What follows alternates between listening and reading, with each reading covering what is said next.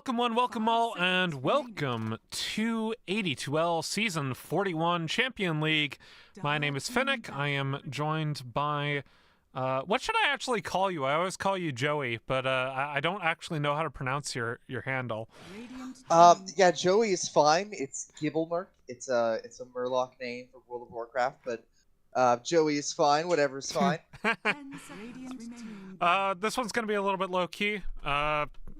We have not casted in a hot minute, and this is a bit of a friend cast as we've got three of our friends on Dark Horse Tempest.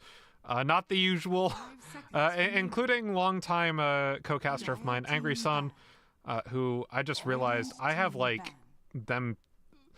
Hopefully their esports names show up properly on the thing, so I don't... Because I currently have their names subbed out for their Steam nicknames for me. Anyway, it'll be fine. Low-key. It's also worth mentioning that I have not played a single game on this new patch, and this patch has changed a lot. So there's going to be a lot of learning on the fly. There's going to be a lot of, what does that spell do? I did look up a little bit before it started, but, you know, low-key, friend cast. This is kind of a last-minute thing, just to, get a little bit more practice in and hang out. I am very excited to see these bans already. Legion Commander has been one of the stronger heroes. A lot of people saying it's broken. One of her facets allowing her to just tank insane amounts of damage. The other one allowing for incredible snowball. I think the tank one is seeing more picks, but either one are good. I think it's good that it's banned out. Juggernaut, a lot of these I don't know. I know, Philip, you said that Lesh is pretty strong, so they're getting rid of that. Yep. Yeah, I'm just curious to see what they're rating, and if they're going to choose comfort, or if they're going to choose kind of this new meta picks from each side. Well, if it's one thing that's comfort and maybe back on the menu, I've heard some mumblings. Haven't looked at the win rates, but I heard some mumblings that Storm Spirit might actually be playable, so maybe we see that one from Angry Sun. Maybe, potentially. Either way, I'm more familiar with Dark Horse Tempest. Normally, if this were a more professional cast, I'd do a little bit more research on both the teams, but unfortunately, as I've mentioned, this is a bit of a friend cast, a bit of a last-minute thing. And the Darkseer gonna come out for Pikashi. Pikashi's been playing a little bit of Darkseer. A little bit is an understatement. That man loves his Darkseer.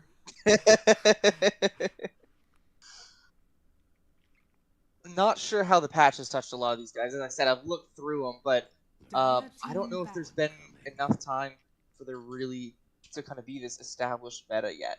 I'm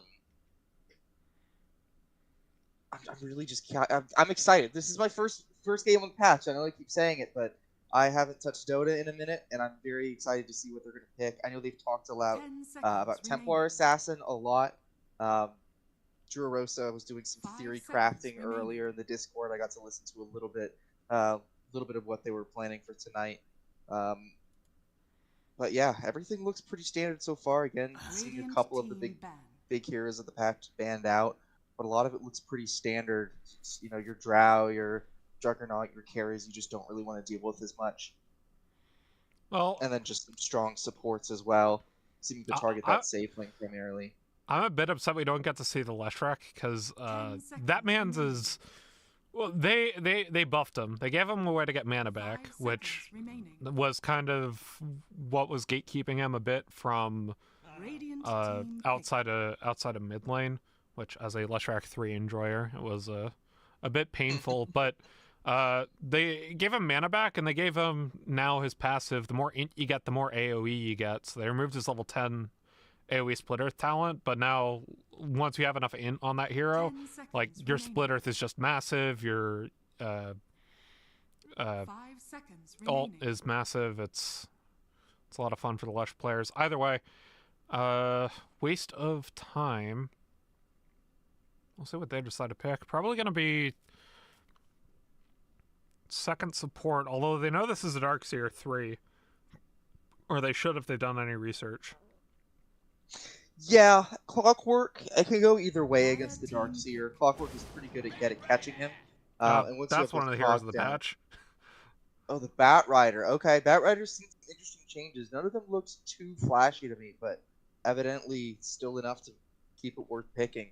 The biggest losers of the patch, from what I've seen so far, Tanker. have been the heroes that got the least changes, because you have a bunch of heroes who didn't have any of these passive innate abilities, if they're calling them, previously, and they're now, other heroes are getting them all. So heroes like Ogre Magi, for example, he already had a passive sort of innate ability, so he didn't really get many changes. I feel like it's those heroes that are going to be kind of lagging behind. But Batrider, we saw a bunch of changes on. Marcy, I've seen Drew Rose has been playing a good bit of Marcy, just looking at his past games. And Marcy saw some changes as well. No minimum distance on whichever one it is that chucks people. I cannot remember. That's or Dispose. Rebound. Dispose, that's the name of it. That's another one they were talking about, kind of in their little strategy time earlier.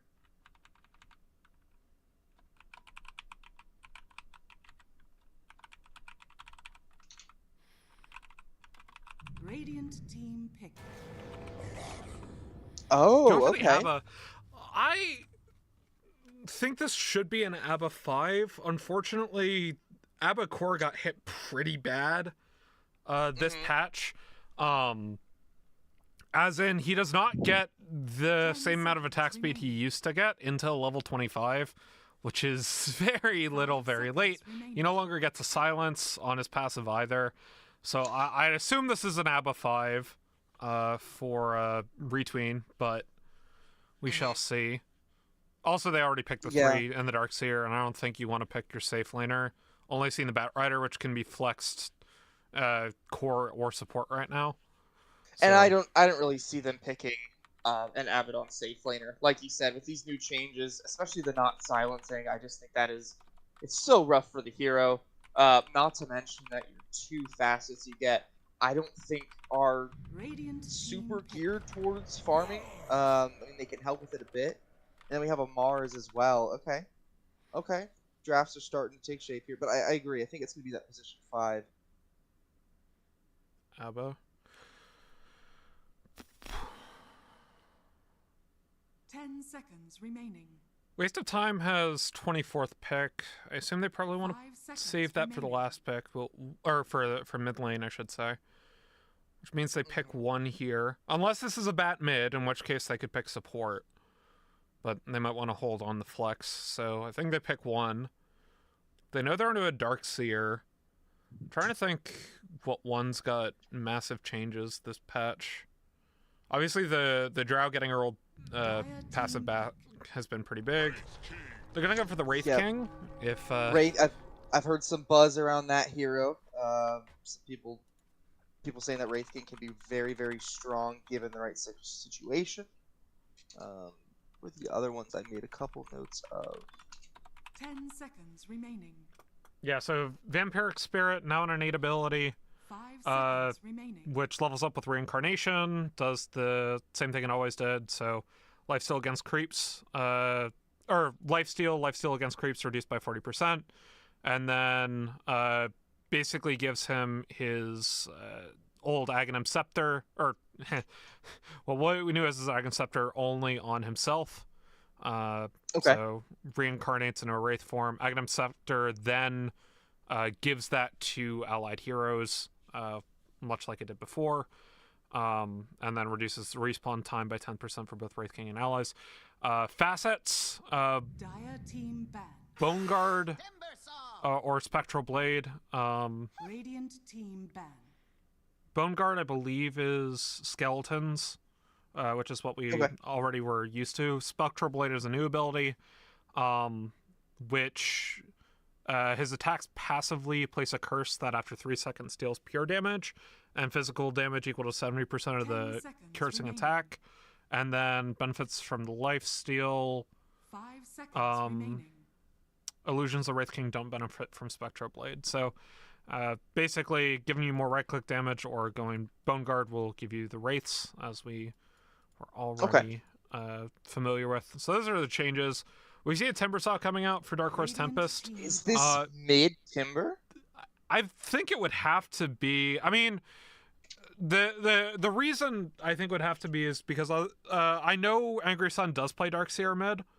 or has played Darkseer mid in the past, but I'm fairly certain Pikashi is more 10 seconds Darkseer, remaining. or doesn't really play a whole lot of Timber, and I know he plays a lot of Darkseer, so I'd have to 5 assume this is a seconds Timber mid. remaining. Okay. Team Which ban. is a bit of a bold pick, but I guess since they got 23rd, they just want to get the mid out of the way, because they know they're going to get counterpicked either way in the mid lane, and they want to get something up against the damage coming in from the Wraith King. Okay. You see the bans coming out, Lifestealer and Monkey King. 10 Lifestealer, seconds remaining. I think it's been pretty good. Mid bans, right now we see 5 Puck. seconds remaining. We'll see what else. Probably going to be a Spirit. Dire Now team going to be Lena instead. Alina, okay.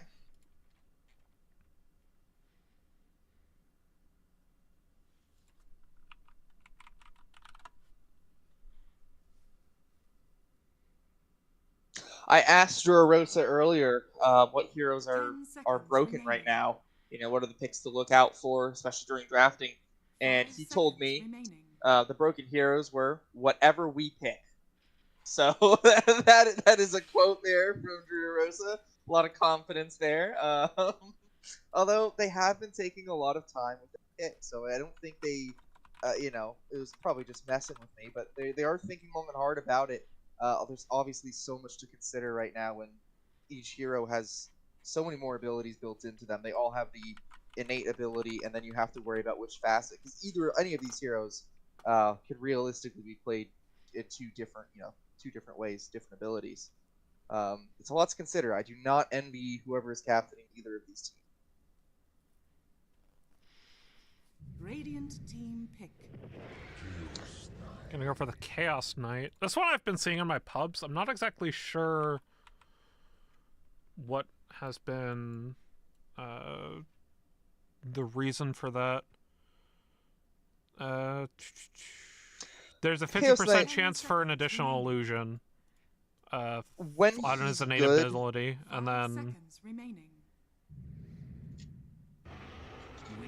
Chaos Knight, when he's good, is just very hard to deal with. He can farm pretty well. He's good in fights. I think he's just a relatively safe bet, especially if someone who knows what they're doing on Chaos Knight. Good, he just seems unstoppable.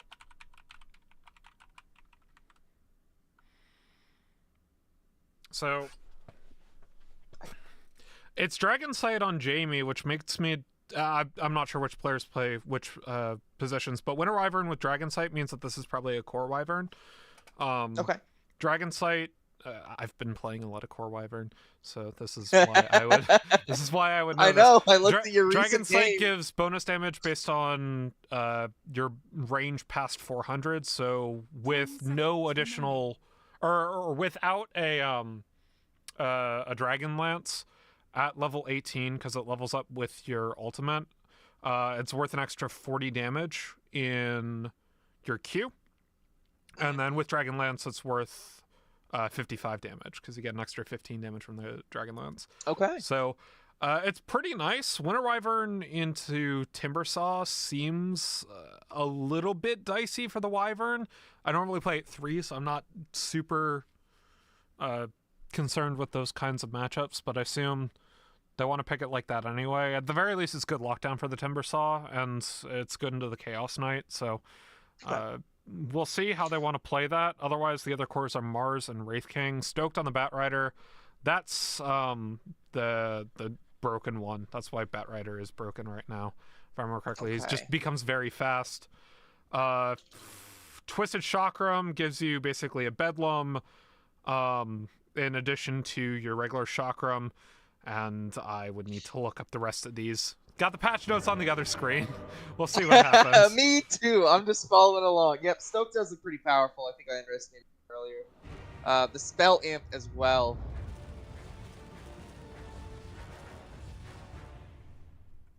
These other abilities just it applies to buildings. I don't think that's what Batrider 4. Although he did get it right, it is going to be a position 3 Darkseer, position 4 Marcy. Can be a little bit of an annoying Prepare lane. for battle. It's hard to kind of get kills and lock them down there. If we're looking to the safe lane, we do have 2 melees, but it looks like it's going to be Mars. The Batrider is capable of punishing that with the double melee lane, although depending on what our Abaddon picks first level here, might be able to just dispel. I don't know how that's going to work exactly. Lots of tips going on. A lot of fun being had. Yeah, so it's a Wyvern mid. Wyvern core got buffed this patch, as we mentioned. The other kind of thing, her innate ability, Wisdom Rune now gives 25% of the XP to all members, not just the bottom two, or in addition to the bottom two, in terms of everything else. Dark Horse Tempest, I believe it is, electing not to fight up on this high ground.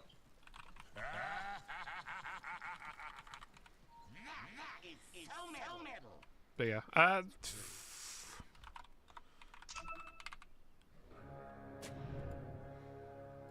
can bear with us. Either way, looks like it'll be 2 runes apiece, just some invasive runes, unless Nate can grab it. Nope. Yep, even split here. And comes the Flame Break. This like might Nate's in a actually be little good bit enough of for first trouble. blood, but Nate goes and gets the That Aphotic Shield shield, off.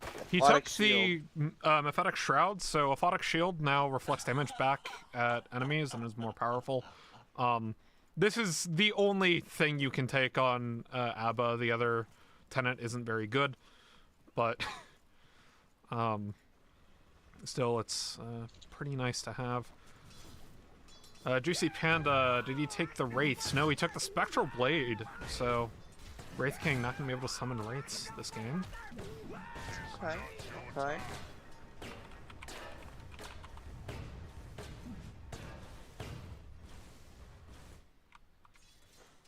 Yeah, I was gonna have that Wraith mode and the life steal. I'm interested to see how this is gonna affect his farming. A lot of people will use those Wraiths very effectively to push out waves and apply pressure while they're also getting their farm up. So it may mean that the rest of the team has to fill that space a little bit more. But we are seeing Clockwork going on Drorosa here. That you're gonna be safe. Yeah, talking about the rest, we mentioned Stoked was the broken tenant. Basically, you get extra movement speed and spell amplification when displacing out enemies, so getting your Flame Break out on them or using Flaming Lasso feels really good. Mars gets Blood Sport, Arena of Blood obscures vision, and enemies within the arena do not share vision with their allies. Basically, an AoE version of the Night Stalker tenant that is particularly broken right now. Which also, we saw the Night Stalker ban, so that makes sense. We already mentioned the Dragon Sight passive for Jamie, Angry Sun. Already mentioned the Twisted Chakram. Let's see, level went for Phantasmagoria, which makes Chaos Knight's illusions strong illusions and take less damage when near him. And make sure the illusions can stay healthy a bit more and make it a little bit more difficult for Wyvern to discern which Chaos Knight to ult. A Heart of Battle being taken by Pikashi, moves faster when near other heroes. And see a nice dispose on a Scurvy Dog. This might be lane, good for getting good first blood. And Pikashi ends up picking up that with the Ion Shell.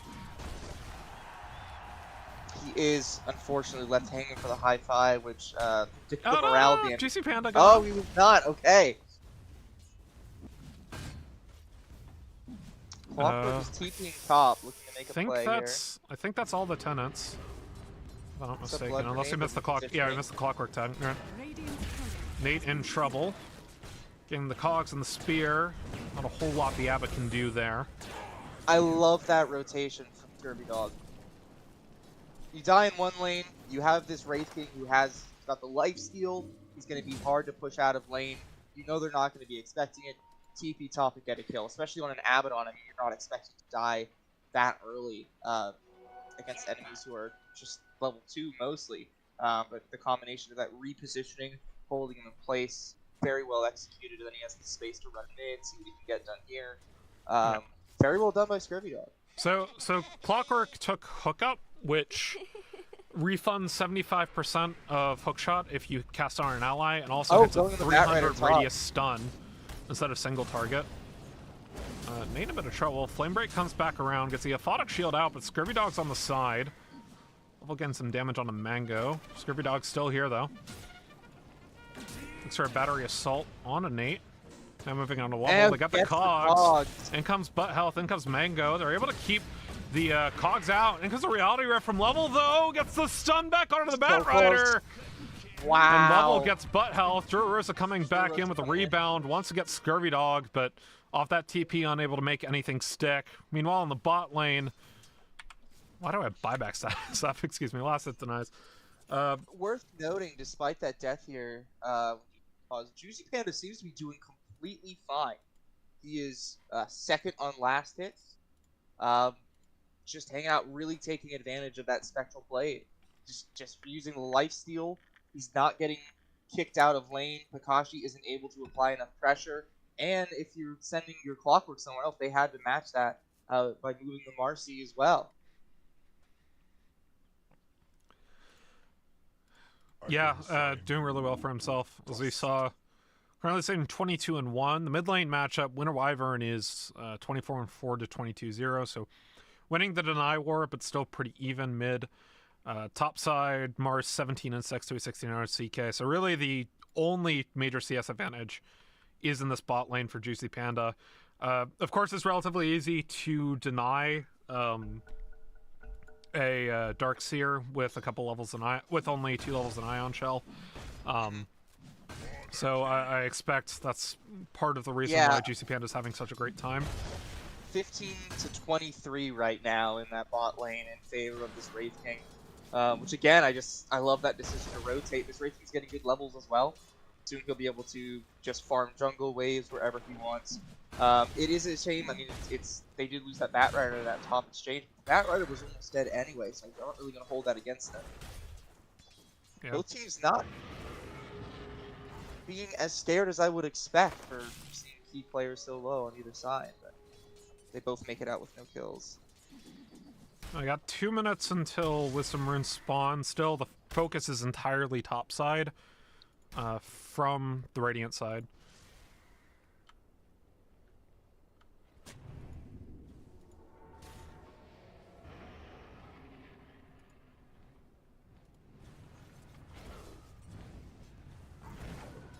Wyvern is catching up. Not catching up, Wyvern is ahead, but Timber is doing okay. Still kind of even. Wyvern's ahead in these denies. Clockwork coming bottom, maybe trying to go on Kakashi, who again can be tricky though. And comes the rebound though. They're on a Juicy Panda. Get the dispose back around into the vacuum. Juicy Panda goes down back into his passive, and Kakashi runs away from the cogs. Scurvy Dog running away from Rosa, gets taken down by the punch. One more auto from the turret and misses uphill. Rosa gets out. 2 kills go over to the Dark Horse Tempest as none get traded in return. On no health. That is the result of limit testing right there. That is players who know exactly what they can and cannot get away with. Haste on the Wyvern though. She's at her top side. Late in level. Got to be a little bit scared. They've got Winter's Curse up. Less effective without CK illusions, but that doesn't really matter. Jamie coming back around. Because the flame break from Butt Health. They might look for the curse just for the stun. Remember, it's no longer penalized. Angry Sun TP's back in though. Nate in a bit of trouble, gets the Aphotic Shield out, but in comes the Chakram from Angry Sun. As Butt Health runs away and the fight fizzles. A very awkward engagement for waste of time there after names. As they go up, their only 2 options are the Chaos Knight, who's under tower, or the Abaddon, who has a Aphotic Shield. You don't really want to be wasting on Abaddon, most because of the Magic Water Charge. I think they just had to rely on... Winter's Curse, top side. They found Chaos Knight in it. Level trying to run away. The Aphotic Shield's here, but he's very deep under tower. Mango gets taken down by Angry Sun. A beautiful Timber chain into Q from Angry Sun. Jamie now trying to get onto Nate. In comes another shocker, and the flame break comes back around into the Timber chain. Jamie very low right now. Tries to Q to get away. The Arctic Burn slow. Good enough. Now Angry Sun's in trouble. Lots of flame comes in from the Bat Rider, and Angry Sun goes down. Butt Health with the kill. A little bit too aggressive there, ever so slightly. Oh, bottom lane though. Sitting in a cool 43 last hits. Juicy Panda still farming away. He's got that reincarnation back up. Yeah. But meanwhile, Pakashi's back now up to 40 last hits, because he's got 3 points in the Ion Shell. He's been able to pretty much run this uncontested. Juros is around. Might look for the rebound play once again. In comes the wall, but they don't have the vac. They pull it back around with the dispose, though. In comes the vac once again, but the TPs are in from the supports. Well, Replica nets nothing except for 2 TPs. Does mean they can make a play or top side on a Mango, though, as both supports TP top. Nate just gonna try to push him off the wave as level just farms up. Moving into net worth, the disparity is not nearly as large as I imagined for 2 carries. Yeah, but that Darkseer, top of the net worth charts right now, doing Darkseer things. Smoke out, though, from wasted time.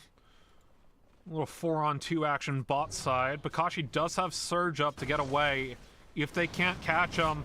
They got the stun back onto Pakashi, though. Tries to get away with that Surge. Caught in a flame break. In comes the flames from Butt Health, and Jamie picks up the kill. Reverse against TP away, though.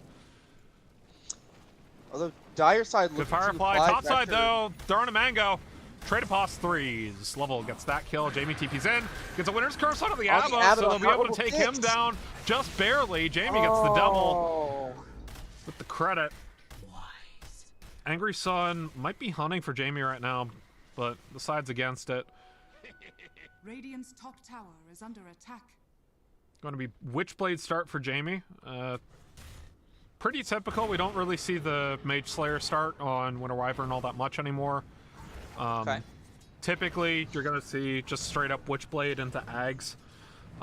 Occasionally, you'll see a Mage Slayer. Occasionally, you'll see an Orchid Malevolence, but either way, that Ag second item. Jurosa solo arena'd.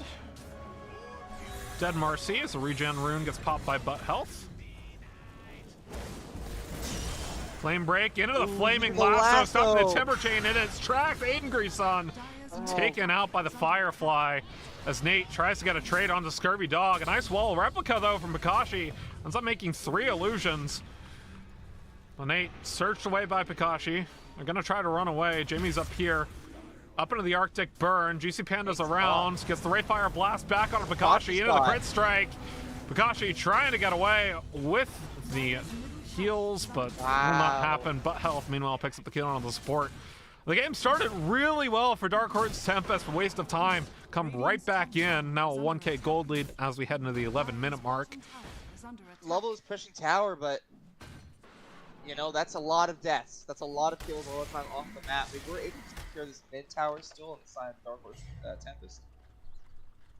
But a lot of good kills. Excellent opening, taking out that Marcy. Even the arena, it doesn't usually feel good to solo arena position 4, but it wasn't just the position 4. They used that and immediately got the Timber Saw, and then just baited them in on their side of the map, kept fighting.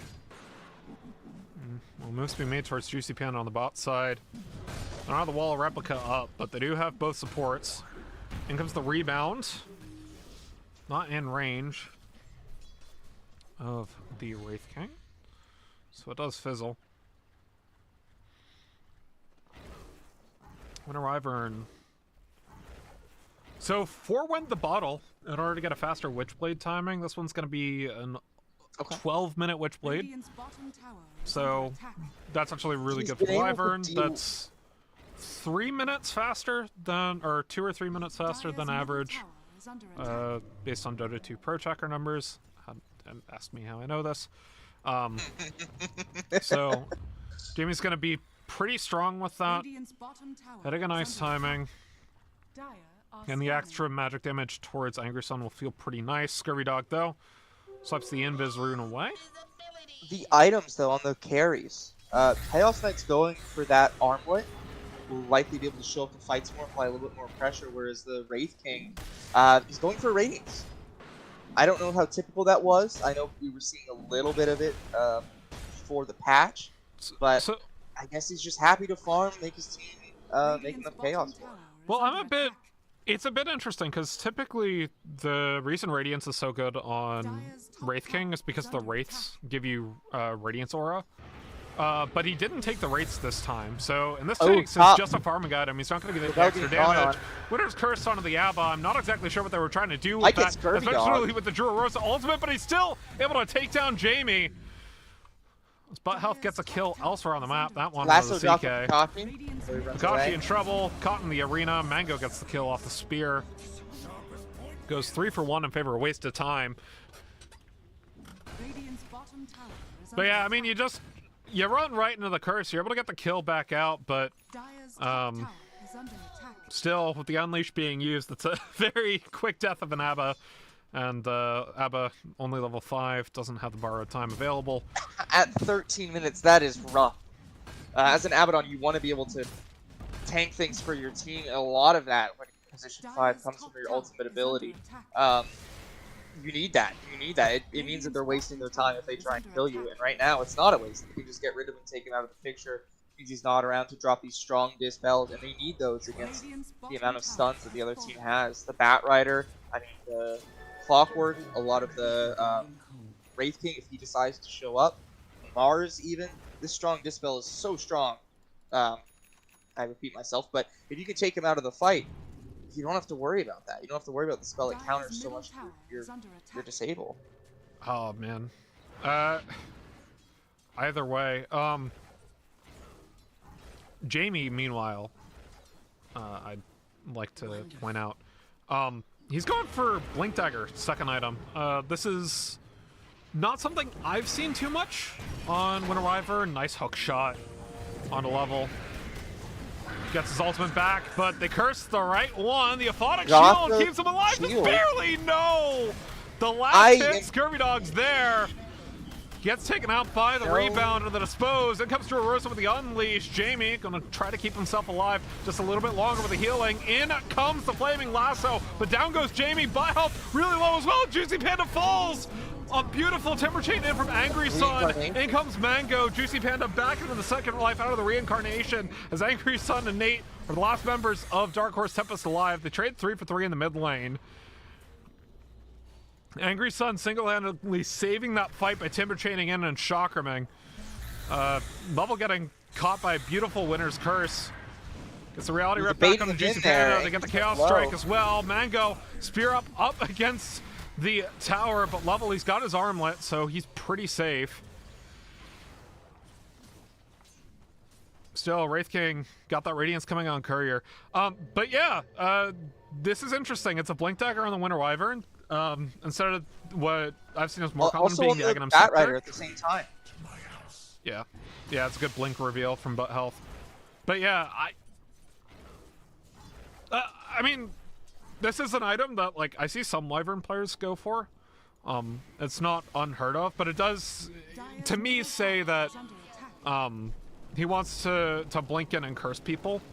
What are the other options? Would it be if he wasn't going to blink? So typically, Wyvern Core will go a Oblivion Staff item, which at the moment is Witchblade, into Aghanim Scepter.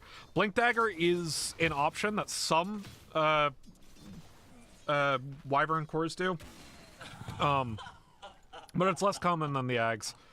At least the last time I checked. Are we seeing Orchids still on this hero? Is that a later pickup?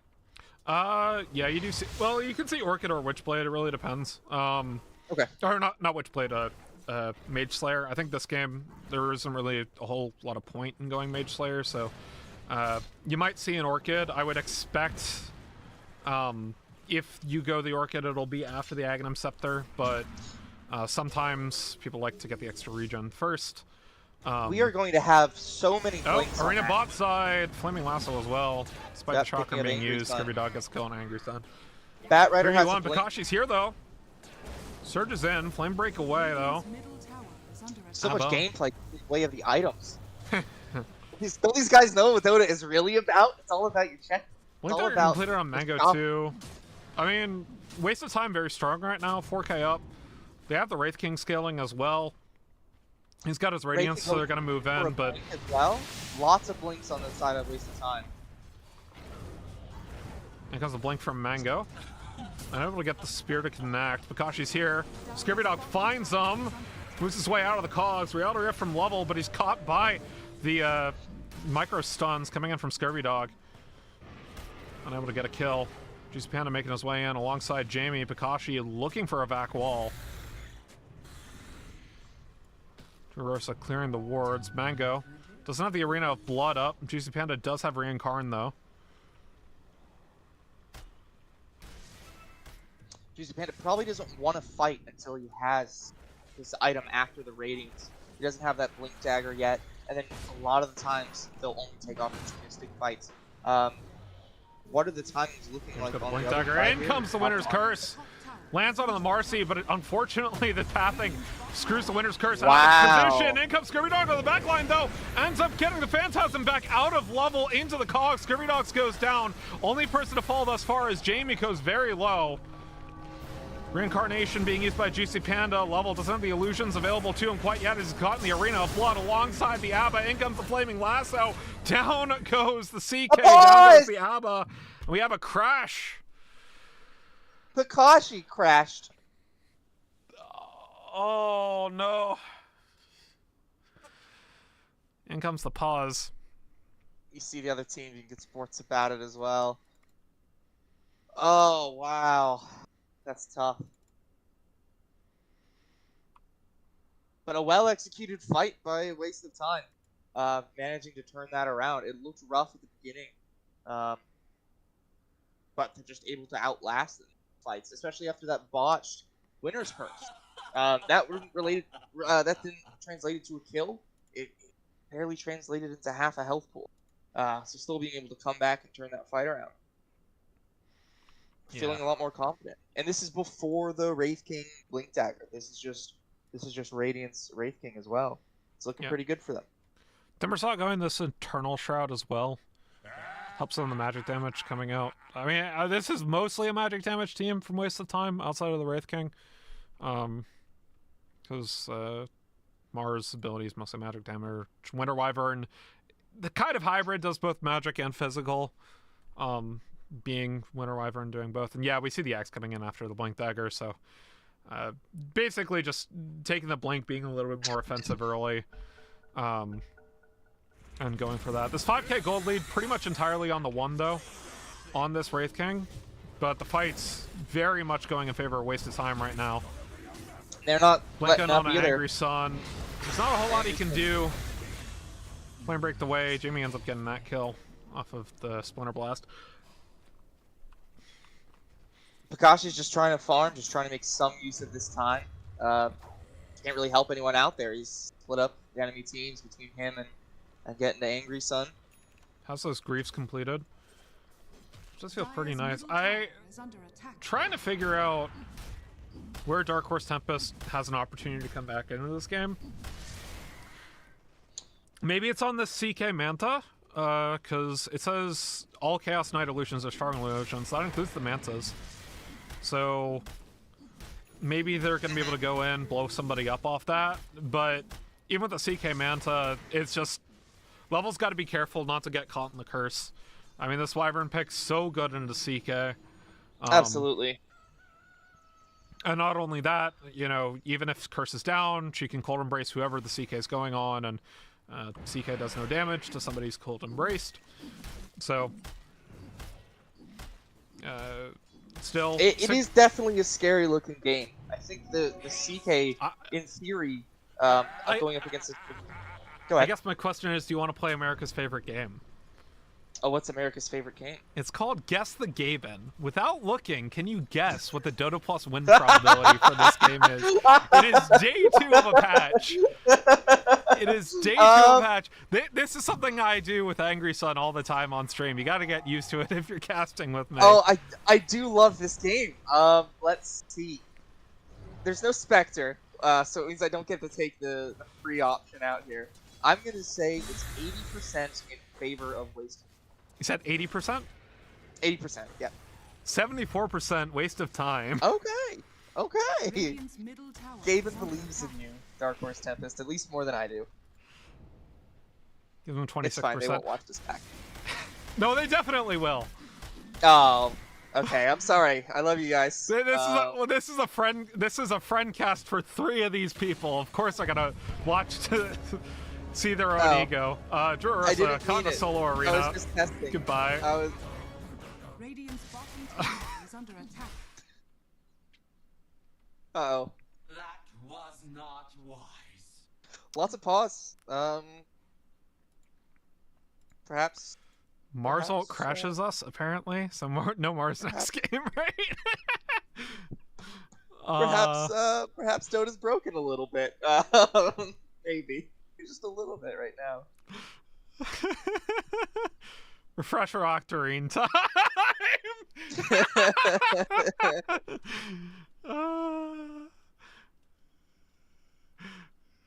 You get 2 ults off 5-minute crash.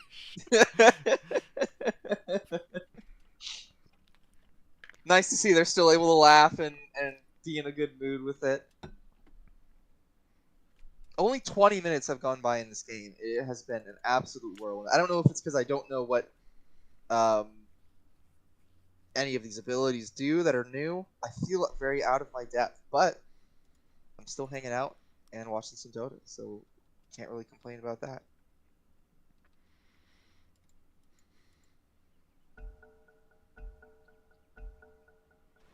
Back, another unpause. How can Abba save if he has no vision and crashes? Well, he has no vision. That's not a bug. I think the bright side here for Dark Horse or Tempest, I keep wanting to call him Dark Horse Storm. That's the that's the other Dark Horse team, not the one that's being casted by Zen. And the one that is in the league below this. Or we also have other friends playing in it. Yes, yes. But they haven't been able to. They've been able to hang on to their objectives. They've lost only 2 towers, and for how aggressively Wasted Time has been able to play, I think that's their shining light. That's their. We still have a few more opportunities to try and take a fight around our vision, make them uncomfortable. Although Wasted Time is quickly taking that away from him. Oh, I just realized Abba can't solo Tormentor anymore. Radiant's bottom tower is Oh. under attack. Because sorry. Because Curse of Avernus no longer gives that much attack speed.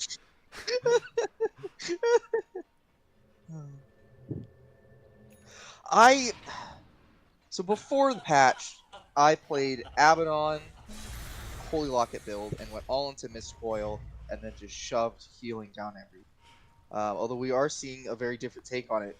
He went and out of lane at level 4. He was 2-2 with Aphotic Shield and Curse of Avernus. And it seems like you're relying a lot on this ability, which, as you've said, it's not what it used to be. You're not able to solo Tormentor with it. It doesn't even silence when you get, you know. It does instantly proc, which is nice. It's just procs for less attack speed. Mangago gets got top side. Yules is gonna try to blink away. Won't happen. Ursa gets the kill off the Unleash. He's one of their big playmakers. It's good for slowing down the pace, but honestly, waste of time. They have a lot of playmakers here. They've got Clockwork, they have Bat, who has that Blink Dagger. Even Wraithing can show up, he's got a Blink Dagger of his own. Wyvern, 550 gold from that Aghanim Scepter. By the way, Wyvern's on such a good timing right now. This Aghanim Scepter typically is like a 20 to 25 minute timing, depending on how things are going. Fight hot.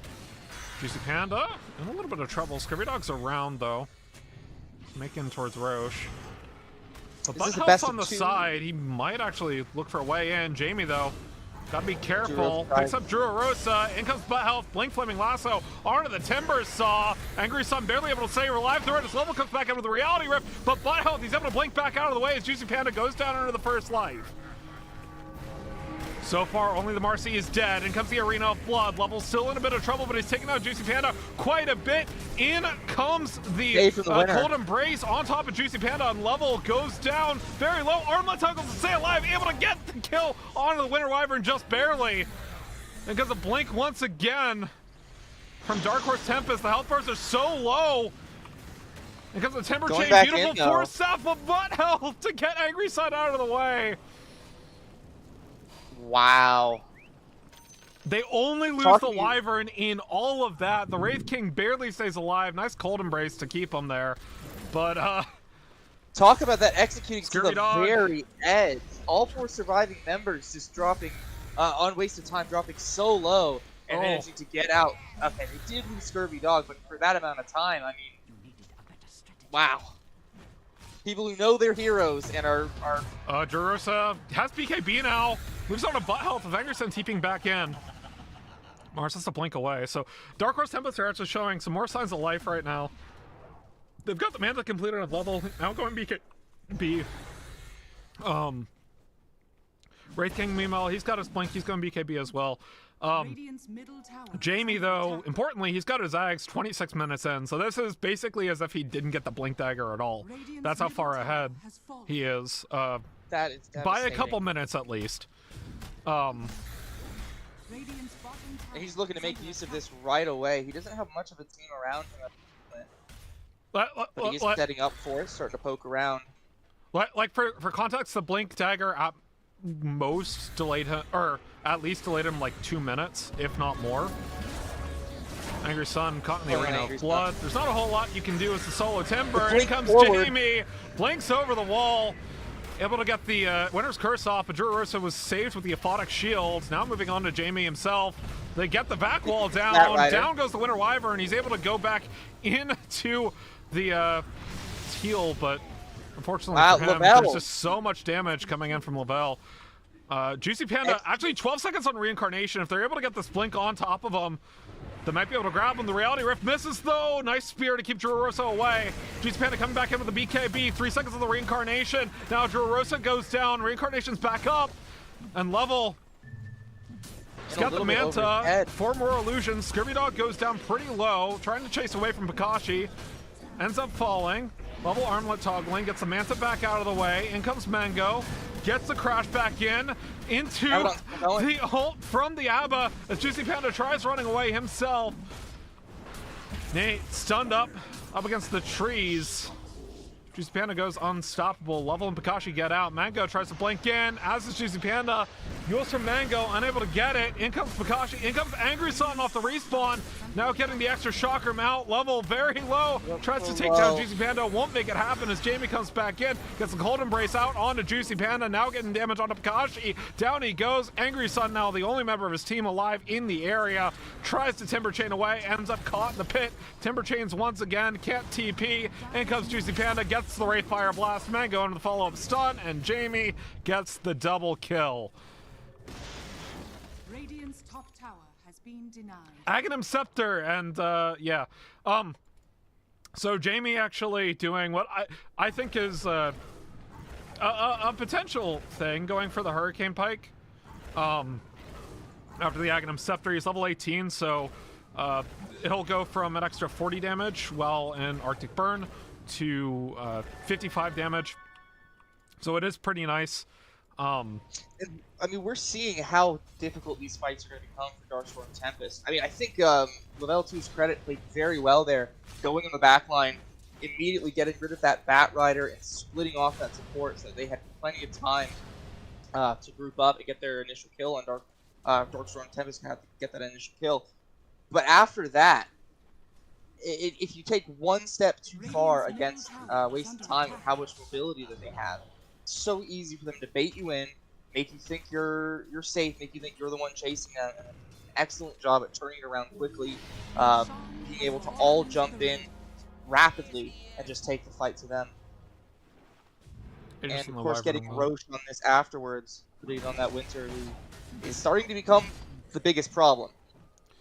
I mean, this Winter's been a big problem all game. I think this Wraith King, silently getting to the point where he's able to be put in a position to carry, but Winter Wyvern just has been very strong. They go for the Aegis onto her. It makes a lot of sense because Juicy Panda has a built-in Aegis, and you've got higher priority on the Wyvern as well, but And on had top of that, it such a protects hard the time aggressive killing. blink from Jamie, who is the squishiest core on his team. Radiant's bottom tower is under attack. And he has not been afraid to blink in aggressively yet. He's coming in, Mango. And I'm gonna get the spear back on a Nate. Still the Yules comes back up. Gets the God's Rebuke out. Nate tries to TP away. The hook shot.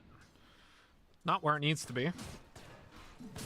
Was that onto an ally? Yes. So, ends up getting refunded for 75%.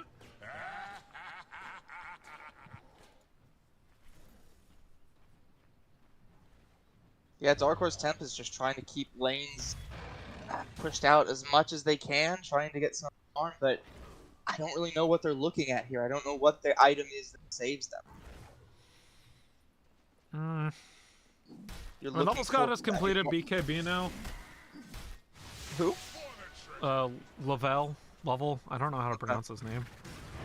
Either way. It's got the BKB, but I don't think that's gonna. I don't think that's enough to save him. Dire's bottom tower has fallen. Getting close to a basher on Marcy, but Dire's it bottom seems like they have so many problems. The unfortunate thing is you can't really blow up the Wyvern with the comp that they have. Juros pops the BKB, or but helps able to Flaming Lasso. Dire's middle tower is under attack.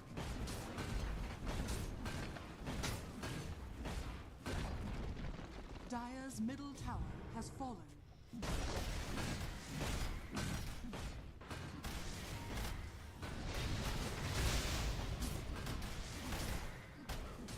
Take an Upworth advantage, 31 minutes in. Not quite the schlacking mark of 500 gold per minute lead, but still, it is quite a lot.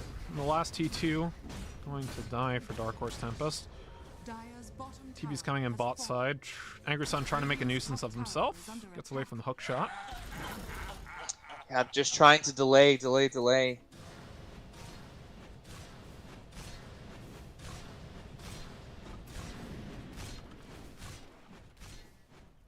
I don't want to see waste of time allow themselves to be running on the map too much longer. You have 2 minutes left on this Aegis, and if the fights were hard enough before, I just can't imagine how much Dark Horse Tempest is going to be able to do against this Wyvern Aegis. I really want to see them try and get another objective. I know it's high ground, it's hard. Maybe if they don't get it, just poke around and look for it. They do have a lot of wave clear outside of waste of time.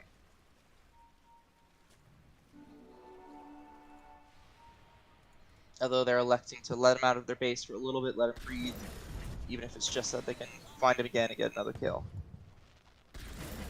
Angry Sun spotted, trying to Timber Chain away, but help cleaned up on the high ground. In comes Level, can take massive ult off, but unfortunately for him, he's stuck between a rock and a hard place with the bars here. In comes the Winter's Curse, stopping Drew Rosa in his tracks. A Scurfy Dog runs away from the fight. In comes the vac wall though. Level's still alive. Drew Rosa! And Jamie is very low. Getting yelled on by Drew Rosa at the moment as Nate comes back in with the cold embraces here.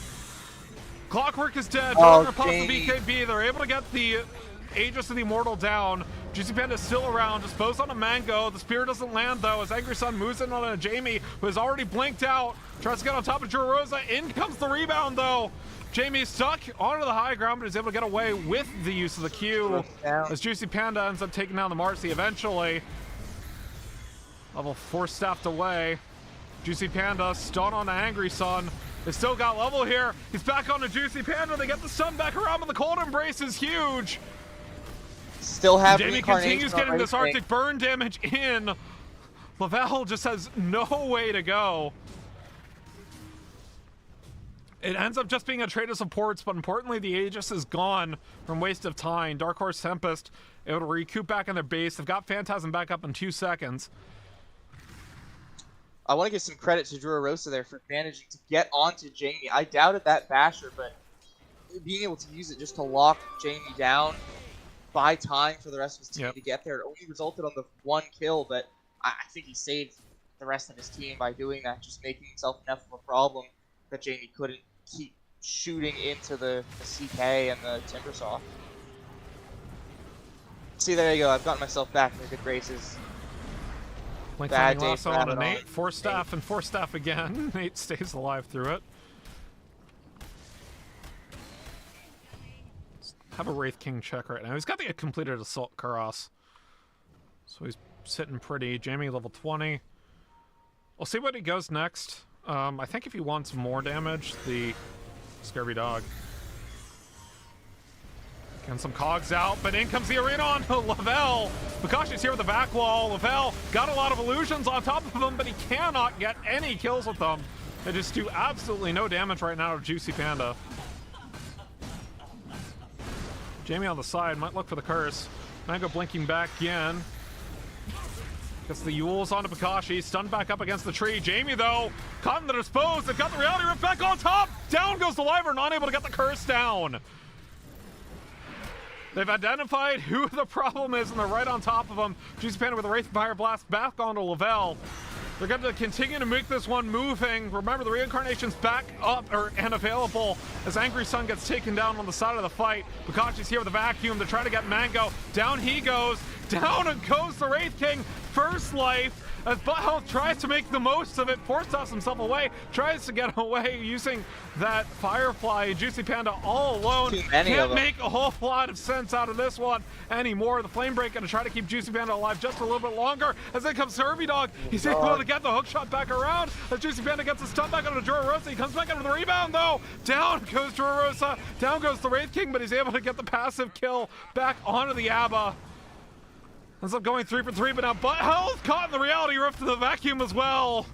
Lavelle with the double kill. And Dark Horse Tempest swing 7K back their way. Well, I think they found their way back into this game. If we can jump the Wyvern and get rid of the Her, all we have to do is keep the Wraith King busy until we can kill the rest of his team. The rest of his team, mainly this Bat Rider and Clockwork, they're not designed to sit there and tank punishment. They're meant to be bobbing in and out and skirmishing. And we saw them there as they locked it down or put them in positions where they had to come forward to try and save their core. And they were ready for it. Taking them out of these fights or forcing them to back off to the point where they were just weren't there to help. And then if it's a 4v1 on Wraith King, they can kill him. Scurvy Dog in trouble bot side. Oh. Do we want to play Guess the Gaben now? I think it's time to play Guess the Gaben now. Yes, I'm actually gonna say, I think it is about 67% still in favor of wasting time. 60% actually. Gaben's still giving Dark Horse Tempest more credit. 7% off. I'm sorry, guys. I don't have Gaben's wisdom. Unfortunately not, but I mean, you can see the swing. It went from 84% down to 60. All in the course of one fight. 74 to 62. K net worth for 77 to 73. So... I really underestimated the impact of the Skull Basher on Marcy. Oh yeah. Definitely worth its cost here. Oh, and Jorosa going for the Aghanim Scepter as well, so we're gonna have a fun time. Still, I mean, Wraith King is really tanky. Unfortunately, he just keeps getting moved all over the place by Dark Horse Storm at the moment. Or Dark Horse Tempest. I keep saying Storm. It's a different look. There are 3 Dark Horse teams and 3 divisions. One of these members used to be on Dark Horse Storm. Give me a break. This one, the brand new Dark Horse team for the luckily there's only season. One Dark Horse in the match, so you know, even if you get the suffix wrong. Yeah, because CK. I get it. I get it.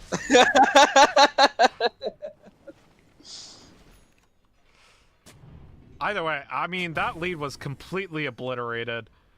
3K net worth advantage now. But can they do it again? So Jamie's going for Glepnir. So smart move, trying to get more clear for the illusions. Mjolnir being built by Juicy Panda because they want it clear for the illusions, which once again are strong illusions. Thanks to the Tenet, 24 seconds on the earliest, or on the Roche spawn, so not a super quick one, but Dark Horse Tempest are ready for it. It will spawn top and then move bot immediately as they continue to move with the smoke play. Radiant are scanning. Juicy Panda's a hard one, that close to tower as well, there's no doubt it's reinforced to even get to. Juicy Panda, in comes the rebound, and I suppose as well, BKB on Juicy Panda. Gonna try to kite out of the way as TP's coming in with the rest of his team, but they haven't used any ultimates from Dark Horse Tempest. Less the chakram, but that doesn't really count as a long cooldown. Still, Scurvy Dog's here. He's able to get on top of Pakashi. They got the Arena of Blood as well. Down goes the Dark Seer to start off the fight. Buthel's here. He's able to get the Flaming Lasso back around on the Nate. But meanwhile, the Mars is in a lot of trouble trying to get away. Pakashi's down. So is Butt Health. Scurvy Dog caught out as well. Jamie's here. Looks for the Winner's Curse. Able to get it onto the correct Chaos Knight. Down goes Lavelle. Buyback on Pakashi. Buyback on Lavelle. They're going to try to continue this fight. They've got Jamie down at the very least as he moved a little bit too far forward on the end of it. Still, double buyback from Dark Horse Tempest. They really want this Aegis. They're going to pay through the nose to get it. It's moved bot side. They managed to get Jamie, but they didn't do it at the end. At the beginning of the fight, they had to do it at the end, losing some of their players for that. Still, they're getting this Aegis. I think you gotta give this Aegis to Lavelle, right? Yeah. I think so. Or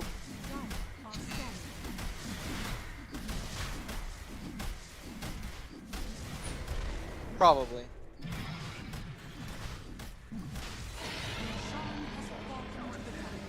Do you have the Roche banner, which is new now? It gives the reduced area, but it grants invulnerability, I believe, to the creeps. It does. Yeah, I think it's quite a bit more powerful, TBH. Still, good pickup of these Maelstroms. Help dealing with Lavelle through that last fight. And a beautiful curse.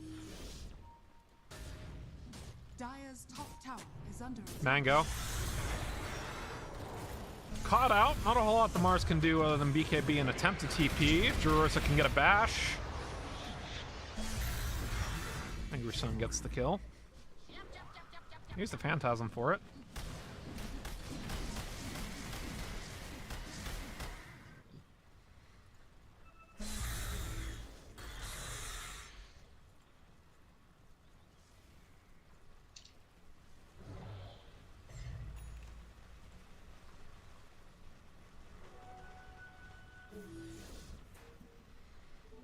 Yeah, that last fight starting with a great hook shot. And the Aegis just making it.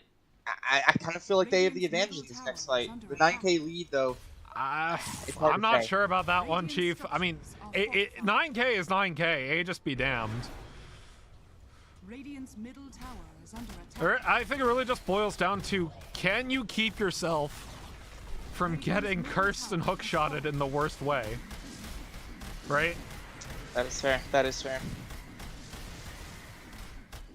Those two abilities. I think Aegis usually means you have one extra mistake if you need it. Although in this case, the amount of lockdown that Wasted Time has, I'm starting to think it might not matter as much. If CK gets caught out and killed, you're not really going to be able to escape without a fight. You're going to have the Clockwork who could drop cogs. You're going to have so many stuns. The Bat Rider who could drag him back.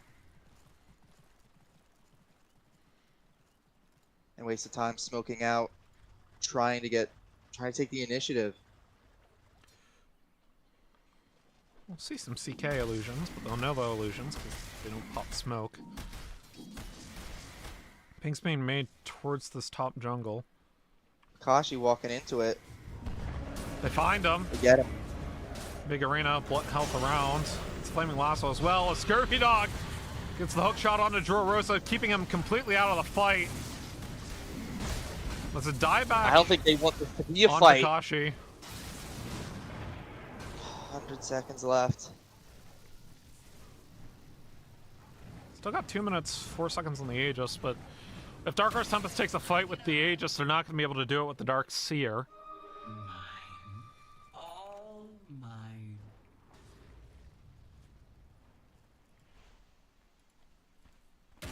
Do it with flair. Looks like Pakashi's going for that Octarine next, although I don't know if it's gonna help him with his biggest Drew problem. Rosa, Oh, like BKB the TP out of the Drew way. Rosa, no. Oh, they got the curse!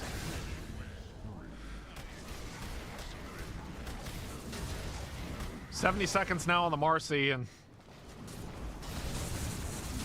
Drew Rosa does not have buyback. Look Mango at how blinking up confident on the they're high feeling. ground. Openly blinking, walking around up there. Dire structures are fortified. See Angry Sun bot lane just trying to create some sort of a diversion, trying to get something else out of the map while they're. But it doesn't matter when they're taking their barracks like this, Dire's middle barracks and they're going for tier 4s as well. Dire's structures are fortified. Buyback's already used on Dark Horse Tempest. Radiant's bottom tower is under attack. And this Aegis is 49 seconds. They'll have 19 seconds with it and the Marcy. Has fallen. Dire's bottom barracks has fallen.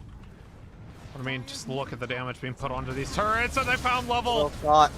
Lavelle, BKBs to get away from the Arena of Blood as Jamie's getting spawned by Angry Sun. They keep on moving. The reality rift onto Jamie because get the Winter's Curse out, but it's only good enough to get the Aegis. No! Lavelle, he's back up. He's on to Jamie. Gets the reality rift one more time. Can he get him? No, Jamie's caught out of the way as Juicy Panda is back up onto the high ground trying to deal with the illusions. Lavelle goes to the Aegis, the Immortal jump. Barely Angry on Sun the end gets of it. that. They get the Winter Wyvern though. Here comes Angry Sun. He moves back forward. Using that timber pop chain, he's got the Panda. completed Shiva's guard. Jesus. It ends up And they being stuffed 3 for the- 0. Juicy Panda's gone into his third life already, and he's only able to get Nate's ulti. Tempest Wow. hold the high ground, and they're gonna push down mid. The buybacks are available for waste of time. That will even up the gold lead completely.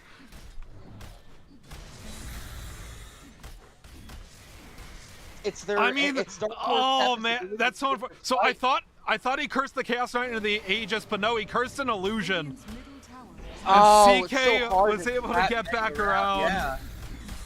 Off of it. They got that banner too, just making sure they're are pushing. fortified. Radiant's middle tower is under I want to give massive props to Nate here for just being able to delay and just harangue that Wraith King long enough for his team to kill anyone else. They got rid of Jamie. Oh, they're just going for T4s. They want to force the buybacks now. Here comes the hook shot. It's on to Scurvy Dog and Angry Sun's going us down. Mango finds the curse on Angry Sun, or finds the Arena of Blood on Angry Sun, I should say. 3 buybacks used. Angry Sun dies for it, but he has his buyback up. Dark Horse Tempest in one swoop has eliminated the gold lead. They've got 1 rack. True Roses get caught. Solo curse on the Drew Rosa. Down goes the Marcy. Still the buybacks that they need. They still have the buyback available on the Timber Saw. They have all their ultimates available, less Phantasm. Wonderful. Invisibility. Although with that set of racks down, I mean, they're going to be able to just beeline directly for those tier 4s.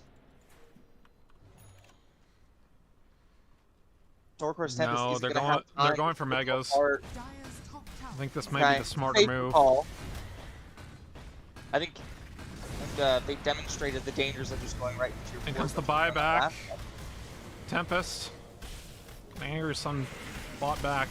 30 seconds on the Marcy now. Scurvy Dog's pretty low. Wild Chakram. Unable to get Scurvy Dog, but he's able to get himself out with a hook shot. Phantasm's back up. Got Wall of Replica up. Ava. Caught a little bit, but he's able to get out. Marcy's going to be back up in a few seconds. Dire's top tower. 4 seconds on the Marcy. They don't have Glyph up. Dire's Here top comes tower the is Phantasm. It's just enough to force them off the tower.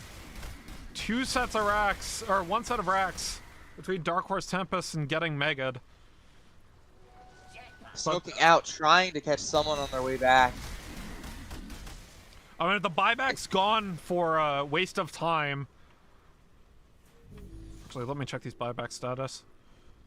So waste of time has 2 support buybacks. Dark Horse Tempest, importantly, has the CK buyback available.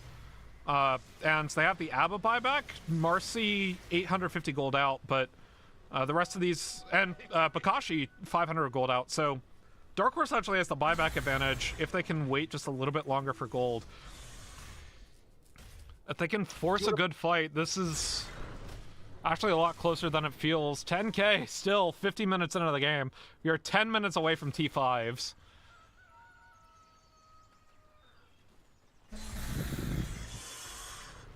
Tier 5's always being that stalemate breaker. Everything gets so overpowered that eventually something just breaks through. Radiant are scanning. Aviana's Feather for Lavelle. I keep wanting to say Anivia's Feather. My apologies, everybody. Is that some League of Legends thing Yes, that I'm way too cool to understand? Anivia is a League of Legends champion that I happen to play. I see, I see.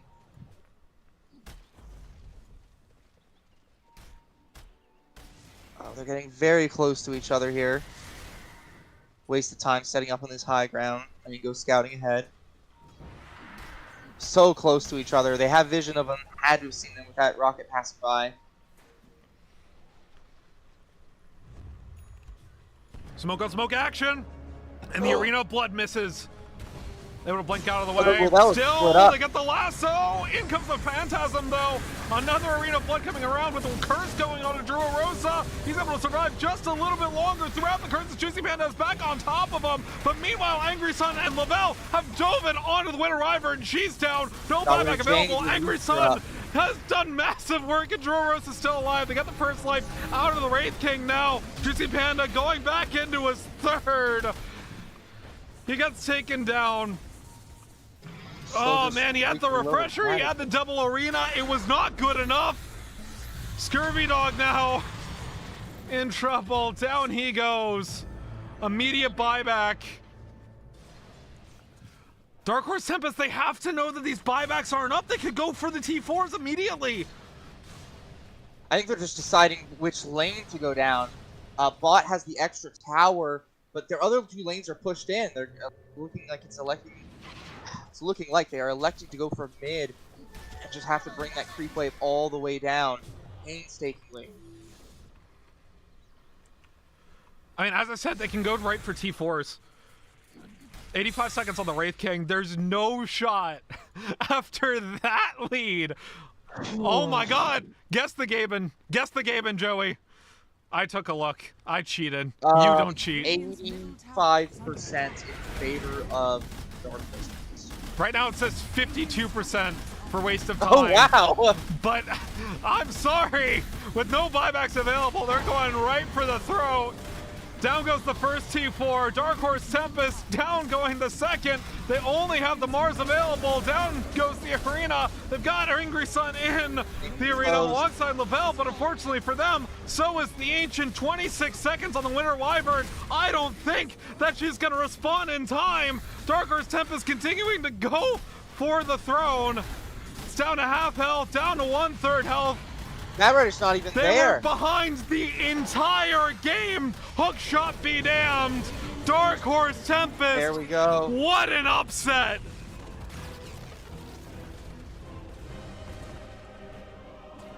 I think they figured out those team fights. I think they figured out what they had to do, and they just did it. They split waste of time up. They knew the targets they had to kill. They knew which targets they could let hang around and just kind of shoo off every so often. And they ended up isolating this Wraith King and just getting rid of all the other threats so they could just focus on him. Yeah, oh. Beautiful job dealing with that Winter Wyvern. Backline dive coming in clutch for Angry Sun and Lavelle towards the end of that. With that, we're going to take a quick break. When we return, game number 2 of the Best of 2 series. You won't want to go anywhere. We'll be right back after this.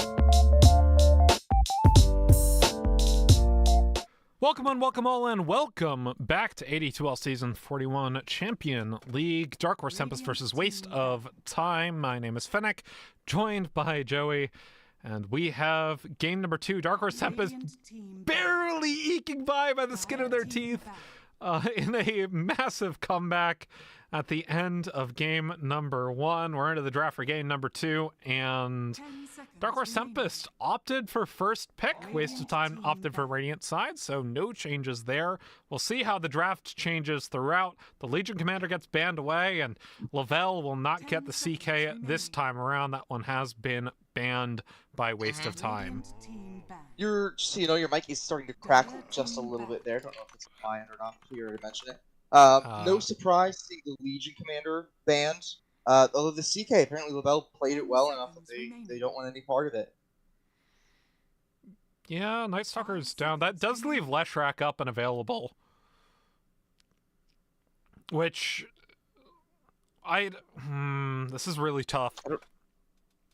Because my question is, does Dark Horse Tempest think Leshrac is first pickable? Dire team pick. Yeah, there's the Wyvern. That's a respect ban, because Yep. that Wyvern Yep. did a lot last game. Absolutely.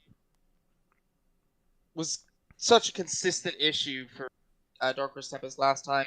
Although they are leaving the Wraith game, they thought the Wyvern was the problem that game.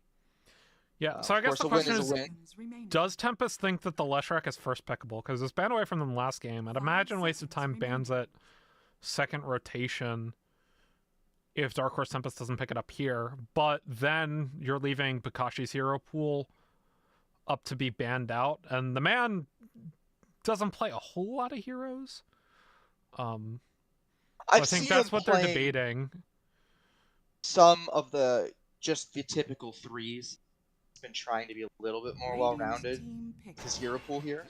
Go for the clockwork. But I think he definitely prefers his specialist ones.